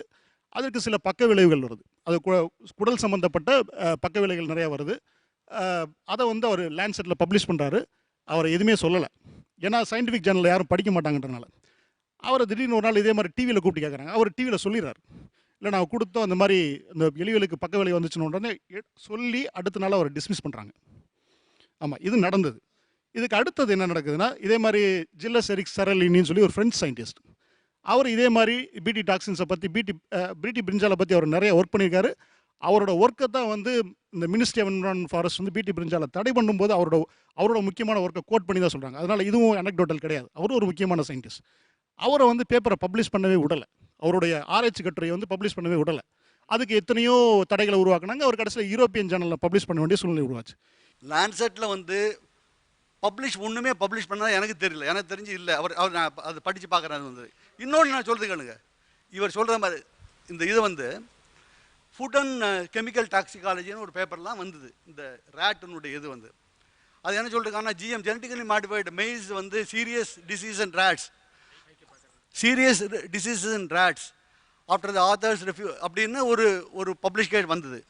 அது வந்த பிறகு அதனுடைய அது பண்ண ரிசர்ச்சுன்ற விதத்தை வந்து பல விஞ்ஞானிகள் கொஸ்டின் பண்ணதுனால இந்த போன வருஷம் அந்த மேகசினை வந்து இந்த பேப்பர் நான் பப்ளிஷ் பண்ணுறேன் விட்ரா பண்ணிட்டாங்க. இது உண்மை. சயின்டிஃபிக் பேப்பரை வந்து ரீகால் பண்ணாங்கன்னு, அது ஏன் ரீகால் பண்ணாங்கன்னு படிச்சிங்களா? விஷயம் என்னென்னா, அந்த ஜேர்னலுடைய எடிட்டோரியல் போர்டில் ஒரு ஆள் வைஸ் பிரசிடண்டாக போடுறாங்க. இவர் போய் அவரை தூக்குறாங்க, அந்த ரீகால் பண்ணாங்க. திருப்பி எக்கனாமிக்கல் இதில் மேகசைனில் அது வந்து இது யூரோப்பியன் மேகசைனில் அது வருது, பத்திரிக்கை திருப்பி வந்து போட்டாச்சு. இது வந்து வரலாறு, அதை நீங்கள் பார்த்துங்க. ஒரு கான்ட்ரடிக்டரியான ஒரு பொசிஷன் எடுக்கிறாங்க. ஜிஎம் நல்லது, ஆனால் இருந்தாலும் அதில் பயோ சேஃப்டி பிரச்சனைகள் இருக்குது அப்படின்ற. இப்போ நாங்கள் எல்லாரும் இங்கே ஜிஎம் எதுக்குறவங்க எல்லாருமே எதுக்கிறதுக்கான காரணம் அதுதான், பயோ சேஃப்டி தான். பயோ சேஃப்டியை பார்த்துட்டு அதை அலோவ் பண்ணலாம். பயோ சேஃப்டி போய் பாருங்கள், அதை பார்க்காம அதை பார்த்துட்டு அலோவ் பண்ணலாம். அதை வந்து ஒரு பாசிங் ரெஃபரன்ஸாக யூஸ் பண்ணுறது அது வந்து ஏற்கக்கூடிய இது கிடையாது. நான் அதை எதையும் ஏற்றுக்கல. எப்படி நீ ஏற்றுக்காமல் இருப்ப அப்படின்னு சொல்லுவான். நான் பதில் சொல்லலை, பதில் இளங்கோ கல்லானையே பதில் சொல்லிட்டேன். என்னுடைய ஒப்பீனியன் தானே கேட்குறீங்க. நான் படித்தா என்ன படிக்காட்டி என்ன, இதில் என்னுடைய ஒப்பீனியன் தான் இது. ஓகே, ஃபண்டமெண்டலி ஜிஎம் உணவுனால உடலுக்கு எந்த பாதிப்பும் இல்லைன்னு நான் நம்புகிறேன். நான் எந்த ரிசர்ச்சையும் செய்யலை. ஓகே, நான் எதை வச்சு சொல்லுங்க, என்னுடைய நம்பிக்கையை வச்சும் எனக்கு தெரிஞ்சிருக்கிற ஓரளவுக்கான சயின்ஸை வச்சு நான் சொல்கிறேங்க. இதில் வந்து நீ எதை வச்சு சொல்கிற அப்படின்னு இதுக்கு மேலே எனக்கு கேட்டால் என்னுடைய ஒப்பீனியனை தான் நான் சொல்கிறேன் இந்த இடத்துல. இப்போ இவர் சொல்கிற எல்லா ரிசர்ச்சுக்கும் இதுதான் உண்மையிலேயே முக்கியமான இஷ்யூவாக இருந்தால் இதுதான் எல்லாரும் கேட்டுக்கிட்டு இருப்பாங்க. எப்போவுமே எந்த இஷ்யூ எடுத்துக்கிட்டாலுமே அதுக்கு ஒரு மாற்று கருத்து இருக்கும். அது கிரிட்டிக்கல் மாஸ் அடையலை, அது வந்து ஃப்ரிஞ்ச் கருத்து, அதனால் அது பொருட்படுத்தத்தக்கது அல்ல அப்படிங்கிறத என்னுடைய வாதம். இது இவ்வளவு முக்கியமான ஒரு விஷயம்னா உலக நாடுகள் இதைத்தான் ஃபோக்கஸ் பண்ணும். இது சாப்பாடு, நீங்கள் வந்து ஏதோ பாலில் கொஞ்சோண்டு கலந்துருச்சுனாலே வந்து நாடுலாம் வந்து கொதிச்செழுது. இவங்க சொல்றது எல்லாமே சும்மா பயமுறுத்துறது, பூச்சாண்டி காட்டுறது. எந்த விதத்திலையும் மக்கள் செத்து மடியல, எந்த பிரச்சனையும் கிடையாது. இல்ல சார், நீங்க இருங்க. இல்ல பத்ரி, கொஞ்சம் வார்த்தைகளை கவனமா பயன்படுத்துங்க. பூச்சாண்டி காட்டுறது எங்க வேலை கிடையாது. இருங்க. ஏதாவது முதல் ரவுண்ட்ல என்ன பேசிட்டு இருந்தாங்கன்னா, ஏதாவது சயின்டிஃபிக்கா பேசுங்க, ஏதாவது ப்ரூஃப் இருந்தா பேசுங்க அப்படின்னாங்க. இப்போ அவர் வந்து ஃபேக்ட் ஷீட் எடுத்து சொல்றாரு. இப்போ என்ன சொல்றாருன்னா, எனக்கு நம்பிக்கை இருக்கு, பிலீஃப். இப்போ சயின்ஸை விட இப்போ பிலீஃப் பெருசாயிடுச்சு. ஆனால் உண்மை என்னன்னா, இவங்க மொத்தமும் சுயமுரண்பாடான ஒரு ஆர்கியூமெண்ட்டை ஜிஎம் ஆரம்பிச்சோன்னு வச்சுருக்காங்க. கிரீன் ரெவல்யூஷனோடைய ஆகப்பெரிய சிறப்பாக இந்த அணி பேசினதே ப்ரொடக்ஷன் எங்கேயோ போயிடுச்சு. பஞ்சத்தையே தடுத்து நிறுத்திட்டோம், இத்தனை மெட்ரிக் டன் உற்பத்தி நடந்துட்டு இருக்குது, இப்போ சர்ப்ளஸாக உற்பத்தி ஆகிட்டு இருக்குன்றது தான் இவங்க வச்ச ஆர்கியூமெண்ட்டே. இப்போ என்ன சொல்கிறாங்கன்னா, உற்பத்தியில் பற்றாக்குறை இருக்குது, அதனால கிரீன் ரெவல்யூஷன் டெக்னாலஜி பத்தாது, ஜிஎம் வந்தால் தான் இனிமேல் உலகத்தை காப்பாற்ற முடியுன்றாங்க. இதை விட ஒரு பெரிய பொய்யை எங்கேயும் போய் ப்ரூவ் பண்ண வேண்டியில்லை. இவங்க வார்த்தைகளே இருக்குது. அப்போது கேள்வி என்ன, இல்லை நான் முடிச்சிடுறேன். அப்போது என்னென்னா, மல்டிநேஷ்னல் கம்பெனிகளுக்கு சேவகம் செய்கிறதுன்னு முடிவு பண்ணியாச்சுன்னா எப்படி வேணாலும் சயின்ஸை பிலீஃப்னு சொல்லலாம், பிலீஃபை சயின்ஸுன்னு சொல்லலாம், சர்ப்ளஸாக இருக்குன்னு சொல்லலாம், ஸ்கார்சிட்டின்னு சொல்லலாம், என்ன வேணாலும் பேசலாம், மாற்றி பேசலான்றது வந்து நான் சொல்ல வேண்டியில்லை. ஆனால் இங்கே இருக்குது, அதை நான் எடுத்துக்காட்ட விரும்புகிறேன். நீங்கள் தான் ஃப்ரெஞ்சு குரூப்பு. இந்த நாட்டில் 100க்கு 80 பேர் விவசாயம் பண்ணி வாழ்ந்துட்டு இருக்காங்க. எல்லாரையும் தொழிற்சாலை கூலிகளாக மாற்றாதீங்க. 1.5 லட்சம் பேர் மகாராஷ்டிராவில் செத்து போயிருக்கான் பருத்தி விவசாயம் பண்ணி. அவனை பற்றி கொஞ்சமாவது யோசிச்சு பாருங்க. அது எனக்கு வந்து டயலாக் பேச எனக்கு வராதுங்க. அதனால் நான் எனக்கு என்ன சயின்டிஃபிக்காக என்ன தெரியுதோ அதான் நான் பேசுவேன். எனக்கு தெரிஞ்சது வந்து இப்போ என்ன வந்து நான் பல்நாட்டு நிறுவனத்தினோட கூலி சொன்னால் அதுக்கு என்னால் ஒரு பதிலும் சொல்ல முடியாது. மைக் பக்கத்தில் வச்சுங்க. பல்நாட்டு நிறுவனத்தின் கூலி சொன்னால் அதுக்கு என்னால் ஒரு சொல்ல முடியாது. நான் வந்து இந்த மாதிரி திரும்ப நான் வேறு எது கூலி சொல்லலாம், இது வேறு சண்டை வேறு எங்கே இதெல்லாம் இந்த மாதிரி ஒரு அந்த அடித்தடிக்கு நான் போக விரும்பலை. ஜிஎம்மோட ரிசர்ச் நடந்துருக்கு, ஜிஎம் இல்லாமல் ரிசர்ச் நடந்துட்டுருக்கு. எது நமக்கு அட்வான்டேஜஸோ, நம்ம சயின்ஸ் எதுக்கு அட்வான்டேஜ் எது கொடுக்குதோ அதான் எடுக்கணும். ஆனால் ஜிஎம்ஏ வேண்டாம் அப்படின்னு சொல்கிறது வந்து அது அறிவியல் பூர்வமாக அது இருக்காதுன்னு தான் என்னுடைய கருத்து. ஜிஎம்ஓ கிராப்ஸ் வந்து நான் மியூட்டன்ட் அப்படின்னு ஒரு என்விரான்மெண்ட் உலகத்தில் எப்பயுமே கிடையாது சார். ஆமாம், அது மியூட்டேஷன் வந்து எப்படி வேணாலும் நடக்கும். Pollination will happen, it will affect the neighbouring crops. இது எத்தனை கிலோமீட்டருக்கு நடக்கும் அப்படிங்கிறத சொல்லவே முடியாது. நாங்களே இந்த ஹைபிரிட் கிராப்ஸ்லேயே நாங்கள் எக்ஸ்பீரியன்ஸ் பண்ணுறோம். நாங்கள் சீரஜம்பா போட்டு அது என்னென்னா வேறு மாதிரியெல்லாம் விதை வந்துடும். அது விளைஞ்சு வரும்பொழுது வேறு நல்லா வலுத்து வரும். எங்களுக்கே அந்த இது வந்து நாங்கள் எக்ஸ்பீரியன்ஸ் பண்ணுவோம். அப்புறம் ஆர்கானிக் அக்ரிகல்ச்சர் வந்து நாங்கள்லாம் ஒன்றும் ரிலிஜியனெல்லாம் கொண்டாடலை சார். எங்களுக்கு மிகப்பெரிய மார்க்கெட் தேவை வரப்போகுது சார். இதோடைய கேம் வந்து இங்கே மட்டும் கிடையாது. எங்களுக்கு தெரியும் சார், இனி ஃபியூச்சர் ஆர்கானிக் தான். இது நீங்கள் எப்படி ஜிஎம்ஓக்கு கேம்பெயின் பண்ணுறீங்களோ அதை விட நாங்கள் வலிமையாக கேம்பெயின் பண்ணுவோம் சார். என்ன ஒரே நிமிஷம் எங்களுடைய இருங்க ஒரே ஒரு நிமிஷம். என்ன ஒரு நிமிஷம் நாங்கள் நீங்கள் 180 ரூபாய்க்கு அரிசி வாங்கி சாப்பிட்டாலும் இனிமேல் எங்களுக்கு கவலை கிடையாது சார். உங்களுக்காக நாங்கள் முதுகு வீங்கி சாக முடியாது. இப்போது எங்களுடைய சாணியை எங்கள் பகுதியிலேருந்து சாணிகளை அள்ளி கொண்டு போய் கேரளாவில் விளைய வைக்கிறாங்க. அவங்க ஆர்கானிக்கில் எப்போ ஆர்கானிக் அவன் வந்தான், அவனுடைய எக்ஸ்போர்ட் ப்ராடக்ட் எல்லாமே ரிஜெக்ட் ஆன பிற்பாடு, ஏலக்காய் மிளகு எல்லாம் வெஸ்ட்டில் ரிஜெக்ட் ஆன பிற்பாடு அவன் 5 வருஷம் நம்மால் வர கன்சல்டண்ட்டாக வச்சுருந்தான். ஒரு ஸ்டேட்டே வந்து by 2020 they have planned to go for organic. நாம ரிவர்ஸில் பேசிட்டு இருக்கோம் இங்கே. அதாவது என்னன்னா, இது வந்து ஒரு இண்டஸ்ட்ரியலி பொட்டன்ஷியல் ஒரு ஸ்டேட்டாக இருக்குது. இதில் வந்து இப்படி ஒரு ப்ரொபோஷன் அப்படி கிடையாது. நம்மளுடைய தேவைகளுக்கு நாமளும் நம்மளுடைய ஆல்டர்னேட்டிவ் மெத்தட்ஸை பண்ணலாம். நாங்கள் இனிமேல் வந்து ஈல்டை பற்றி கவலைப்பட போகிறோம். இனிமேல் நாங்கள் ஒன்று தான் கவலைப்படுவோம், ப்ரைஸ் தான் கவலைப்படுவோம். அதுக்கு நாங்கள் நல்ல உணவு நல்ல ப்ரைஸ், அதுதான் எங்களுடைய கான்செப்ட் சார். தொடர்ந்து பேசுவோம் ஒரு சிறிய இடைவேளைக்கு பிறகு. இது ஆச்சி மசாலா நீயா நானா பவர்ட் பை ஜன்னல், சமூகத்தின் சாளரம், co presented by Aditya Ram group மற்றும் சன்லேண்ட், ஒவ்வொரு தொழிலும் எனர்ஜி.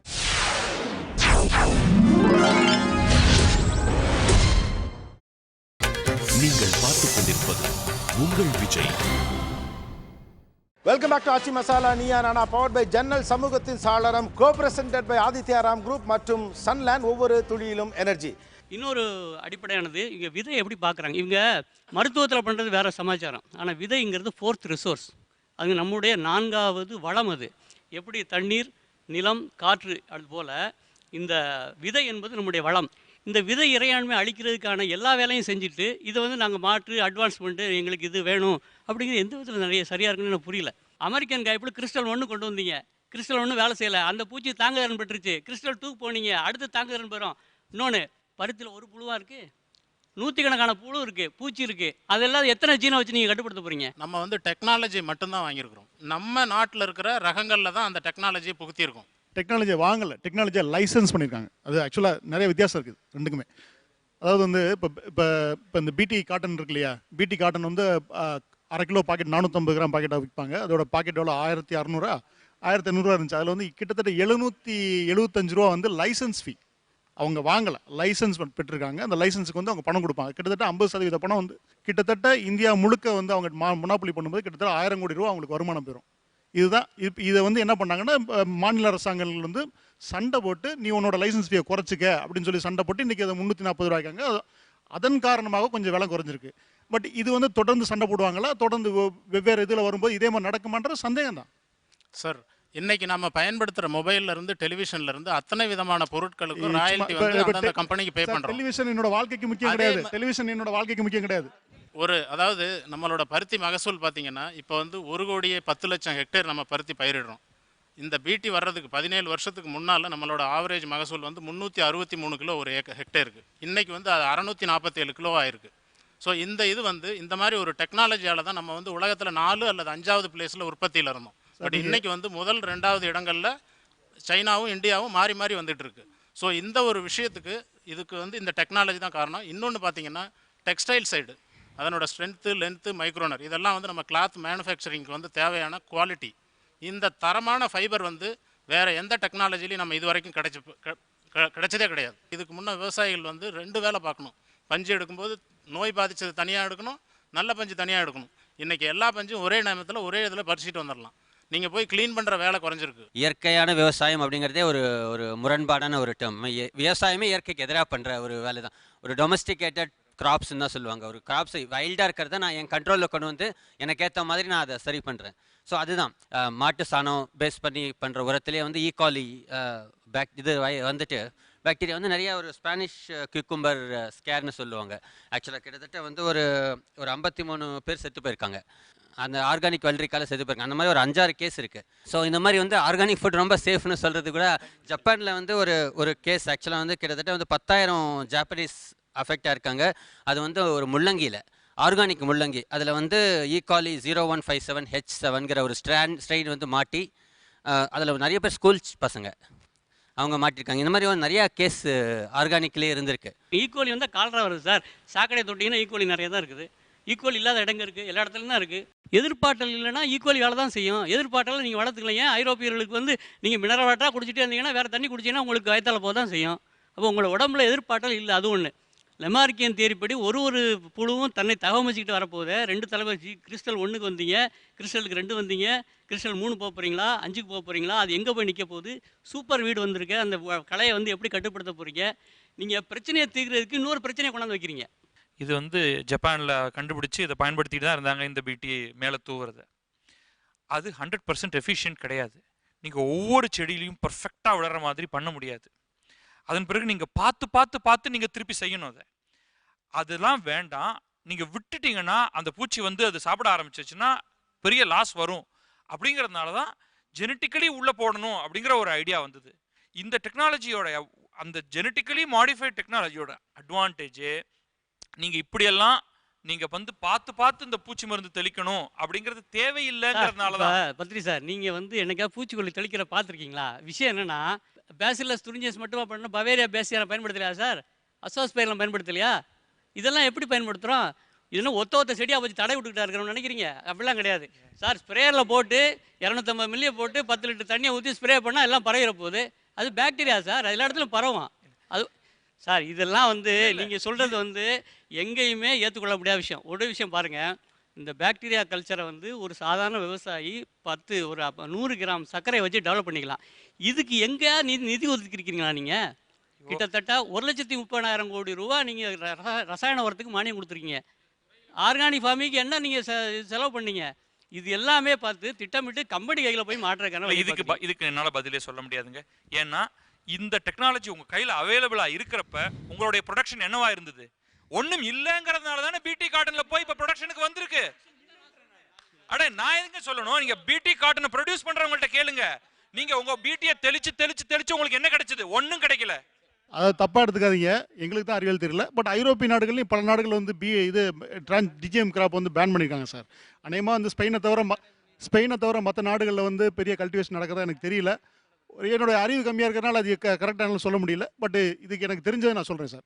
இது தவிர வந்து இப்போ நம்ம மெயின் ஆர்குமெண்ட்டோட தள்ளி வந்துட்டோம். இப்போ திரும்ப சார் சொன்னதுக்கு நான் வரேன். அதாவது இந்த பிடி காட்டனில் வந்து ஒரு விஷயம் இருக்குது, என்னால் உறுதிப்படுத்த சொல்ல முடியல, ஆனால் பட் ஓரளவு சொல்ல முடியுது. அதாவது பிடி காட்டன்லேயே வந்து என்ன பண்ணுறாங்கன்னா 25% சீடு, அதாவது 25% விதைகள் வந்து நான் பிடி அல்லாத விதைகள். அது ஏன் அப்படின்னா அந்த ரெசிஸ்டன்ட் டெவலப் ஆகிருக்கக்கூடாதுங்கிறதுக்காக வந்து அது பிடி இல்லாத விதைகளை சேர்த்து போட்டுவிடுவாங்க. ஆமாம், அது ஆக்சுவலாக அதோட ரெசிஸ்டன்ஸ் எப்போ டெவலப் ஆகும், என்றைக்கு டெவலப் ஆகும்னா நம்மளால் இன்றைக்கி சொல்ல முடியும். இன்றைக்கி நடக்கலைங்கிறதுனால நாளைக்கு நடக்காதுன்னு சொல்ல முடியாது. இன்னொன்று எவ்வளோ அளவுக்கு காம்ப்ளெக்சிட்டி அந்த செடி தாங்கும்னு நமக்கு தெரியாது. இதெல்லாமே நான் வந்து இந்த டிவி வாங்குறது நம்ம ஊரில், வாஷிங் மிஷின் நம்ம ஊர்லங்கிற மாதிரி விஷயம் கிடையாது. அதோட கெயின்ஸ் எல்லாம் ரொம்ப ஸ்ட்ரைட் ஃபார்வர்டு. இதில் வந்து என்னென்னா நம்ம தீமைகள் என்னன்னு நமக்கு தெளிவாக தெரியல. நம்மளை மாதிரியே ஐரோப்பிய நாடுகளும் நம்மள மாதிரி அறிவில்லாத நாடுகளாக இருக்கிறதுனால அவங்களும் கொஞ்சம் தடை பண்ணி வச்சுருக்காங்க. ஒரு தற்சார்புள்ள அக்ரிகல்ச்சரல் எக்கானமி இங்கே வரணும் அப்படின்னா எதிர்காலத்தில் என்ன பண்ண முடியும்? இல்லை, விவசாயம் வந்து இப்போ அவங்க லாபி பண்ணுறதெல்லாம் ரொம்ப ரொம்ப சில்லற விஷயங்களுக்காகன்னு நினைக்கிறேன் நான். அவங்க இன்னும் ஸ்ட்ராங்காக பிளானிங்கில் அதிகமான லாபி பண்ண வேண்டியிருக்கும். அது வந்து இப்போ எனக்கு வந்து மினிமம் சப்போர்ட் ப்ரைஸில் மட்டும்தான் அவங்க ஃபோக்கஸ் பண்ணிகிட்ருக்காங்க. அதை தாண்டி விதைகள், மார்க்கெட்டிங், இது ரெண்டும் ப்ரைவேட் இன்வால்மெண்ட் நிறையா தேவை. இன்றைக்கி வந்து விவசாயிகள் சிதறி இருக்காங்க. தனிப்பட்ட முறையில் தான் அவங்க எல்லாத்தையும் செய்ய வேண்டியதாக இருக்குது. ப்ரொடியூசர்ஸ் கம்பெனி நிறையா உருவாக்கலாம். ரிசர்ச் கம்பெனியை ஃபார்மர்ஸ் சேர்ந்து செய்யணும் அப்படின்னு நான் நினைக்கிறேன். ஏன் வந்து ஒரு 20-30 நல்ல வெல்த்தியான ஃபார்மர்ஸ் ஒன்றா சேர்ந்து நீங்கள் ஜிஎம்மே வேண்டாம், ஜிஎம் வேணுங்கிறவங்க ஜிஎம் பண்ணுங்கள், ஜிஎம் இல்லாமல் நாம் வந்து பியூர் ஆர்கானிக் குவாலிட்டி ரிசர்ச் பண்ணணும் அப்படின்னு நினைக்கிறவங்க அதை பண்ணுங்கள். விவசாயிகள் வந்து தங்களை வெறும ஒரு இந்த சப்சிஸ்டன்ஸ் ஃபார்மர்ஸாக மட்டுமே நினச்சிக்கிட்டு இருந்தால் இந்த மாற்றங்கள்லாம் நடக்காது. பத்ரியோட சில கருத்துக்களை நான் ஆழமாக உடன்படுறேன். அதாவது குறிப்பாக வந்து விவசாயிகளோட அந்த கன்சாலிடேஷன் இருக்கு இல்லையா, அது வந்து ரொம்ப முக்கியம்னு நான் நினைக்கிறேன். ஏன்னா அங்கேருந்து எல்லாமே தொடங்க முடியும். ஏன்னா by actually building a political power, அதாவது by building a kind of a social consciousness. ஏன்னா வந்து நம்ம சும்மா வந்து இப்படியே வந்து வாழ்க்கையை ஓட்டிகிட்டு இருக்க முடியாது. அது வந்து வி ஹேவ் டு ரைஸ் இந்த எக்கனாமிக் சோஷியல் ஸ்பியரில் வந்து ரைஸ் ஆகணுங்கிற ஒரு கான்சியஸ்னஸ் ரொம்ப முக்கியம். சப்சிஸ்டன்ஸாக இருக்க முடியாது. அதே மாதிரி இந்த ஆர்கானிக் ஃபார்மிங்லேயும் வந்து டைவர்ஸ் அப்ரோச்சஸ் இருக்குது. ஒவ்வொரு பலவிதமான அப்ரோச்சஸ் இருக்குது. இது எல்லாமே தொடர்ந்து மேற்கொண்டு செய்கிறதுக்கு, அதாவது தன்னளவில் வந்து தொடர்ந்து இவங்க செய்யணும். அதே மாதிரி வந்து ஃபார்மர்ஸ் வந்து கன்சல்டேட் பண்ணி ரிசர்ச் பண்ணுறது எல்லாம் இப்போ நானும் பாமையில் சின்ன அளவில் பண்ணிட்டு தான் இருக்கும். இன்னும் 20-25% நம்முடைய மக்கள் தொகை 2 மடங்காக பெருகும். அப்போ வந்து நம்ம வெறும் தற்சார்பை மட்டும் பேசிட்டு முடியாது, நம்ம அடுத்தவங்களுக்கு சோறு போட்டாகணும். ஆக வந்து ரொம்ப வேகமாக மிக கடுமையான அழுத்த சூழ்நிலைக்குள்ளார தள்ளப்படுவோம். அதுக்கு முன்னாடியே வந்து இதுக்கு உண்டான பொலிட்டிக்கல் கான்சியஸ்னஸ் எல்லாமே நடந்தாகணுங்கிறது என்னுடைய நம்பிக்கை. இன்னொன்று சில விஷயங்களை விட்டு கொடுக்க வேண்டியிருக்கும். அது எதை விட்டு கொடுக்குறோம், எதை பெறுறோங்கிறது வந்து நம்மளுடைய இதுதான். அது வந்து நம்ம வந்து எல்லா இடத்துலையும் நம்ம வந்து இதே மாதிரி பார்கெனிங் பவர் இன்னும் 20 வருஷம் கழிச்சு இருக்குன்னு நான் நம்ப முடியல. ஏன்னா வந்து அதான் யதார்த்தம். அதுக்கு தகுந்தாப்புல நம்ம வந்து மாடிஃபை பண்ணிக்கணும். அது நான் ரொம்ப முக்கியம் நான் நினைக்கிறேன். Thanks lot. இது ஒரு ஐ ஓப்பனர் அப்படின்னு நினைக்கிறோம் இந்த ஷோவை. Special thanks to the guest.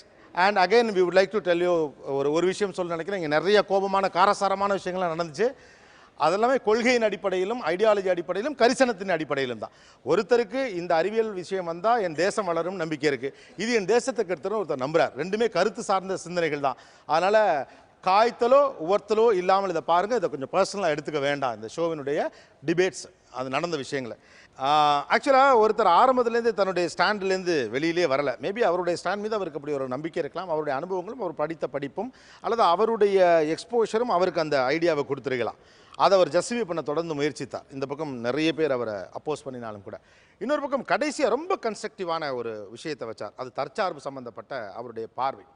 அந்த தற்சார்பு சம்பந்தப்பட்ட பார்வையை தொடர்ந்து அவர் எதிர்த்து தன்னுடைய குரலை வலிமையாக பதிவு செய்த அழகேச பாண்டியனும் கூட அதை நான் ஆழமாக ஆமோதிக்கிறேன் அப்படின்னு சொன்னார். கடைசியாக தற்சார்பு குறித்து அந்த கருத்தை அவர் சொன்னபோது Trichy London hardwares and plywoods வழங்கும் அந்த டிவி திரு பத்ரி அவர்களுக்கு அழகேச பாண்டியன் கொடுக்கிறார். வாங்க Alagesa Pandian. Trichy London hardwares and plywoods வழங்கும் ஒரு கலர் டிவி பரிசு. All the best. Thank you. Thiru Pamayan அவர்கள் அவங்களுக்கு இந்த பரிசை கொடுங்கன்னு நினைக்கிறேன். அதை திரு P.A. கிருஷ்ணன் அவர்கள் கொடுப்பார்கள். ரொம்ப நிதானமாக தன்னுடைய கருத்துக்களை ஆனால் வலுவாக அவரால் வைக்க முடியாது. நீங்கள் சயின்ஸில் அவரை கிராஸ் ஃபயர் பண்ணாலும் சரி தான், அதை தொடர்ந்து டிசப்ரூவ் பண்ணது அவர் தான். அதனால் அவங்க 2 பேர் தான் அதை கொடுக்கணும். திருச்சி மங்கள் அண்ட் மங்கள் வழங்கும் ஒரு gift voucher. Thank you. Good luck sir. Thank you sir. நிகழ்ச்சியில் கலந்து கொண்ட அனைவருக்கும் கோபிநாத்தின் நெஞ்சார்ந்த நன்றிகள். மீண்டும் இன்னொரு சந்தர்ப்பத்தில் பேசுவோம். இது ஆச்சி மசாலா நீயா நானா பவர்ட் பை ஜன்னல் சமூகத்தின் சாளரம், co presented by Aditya group மற்றும் சன்லேண்ட். ஒவ்வொரு துளியிலும் எனர்ஜி.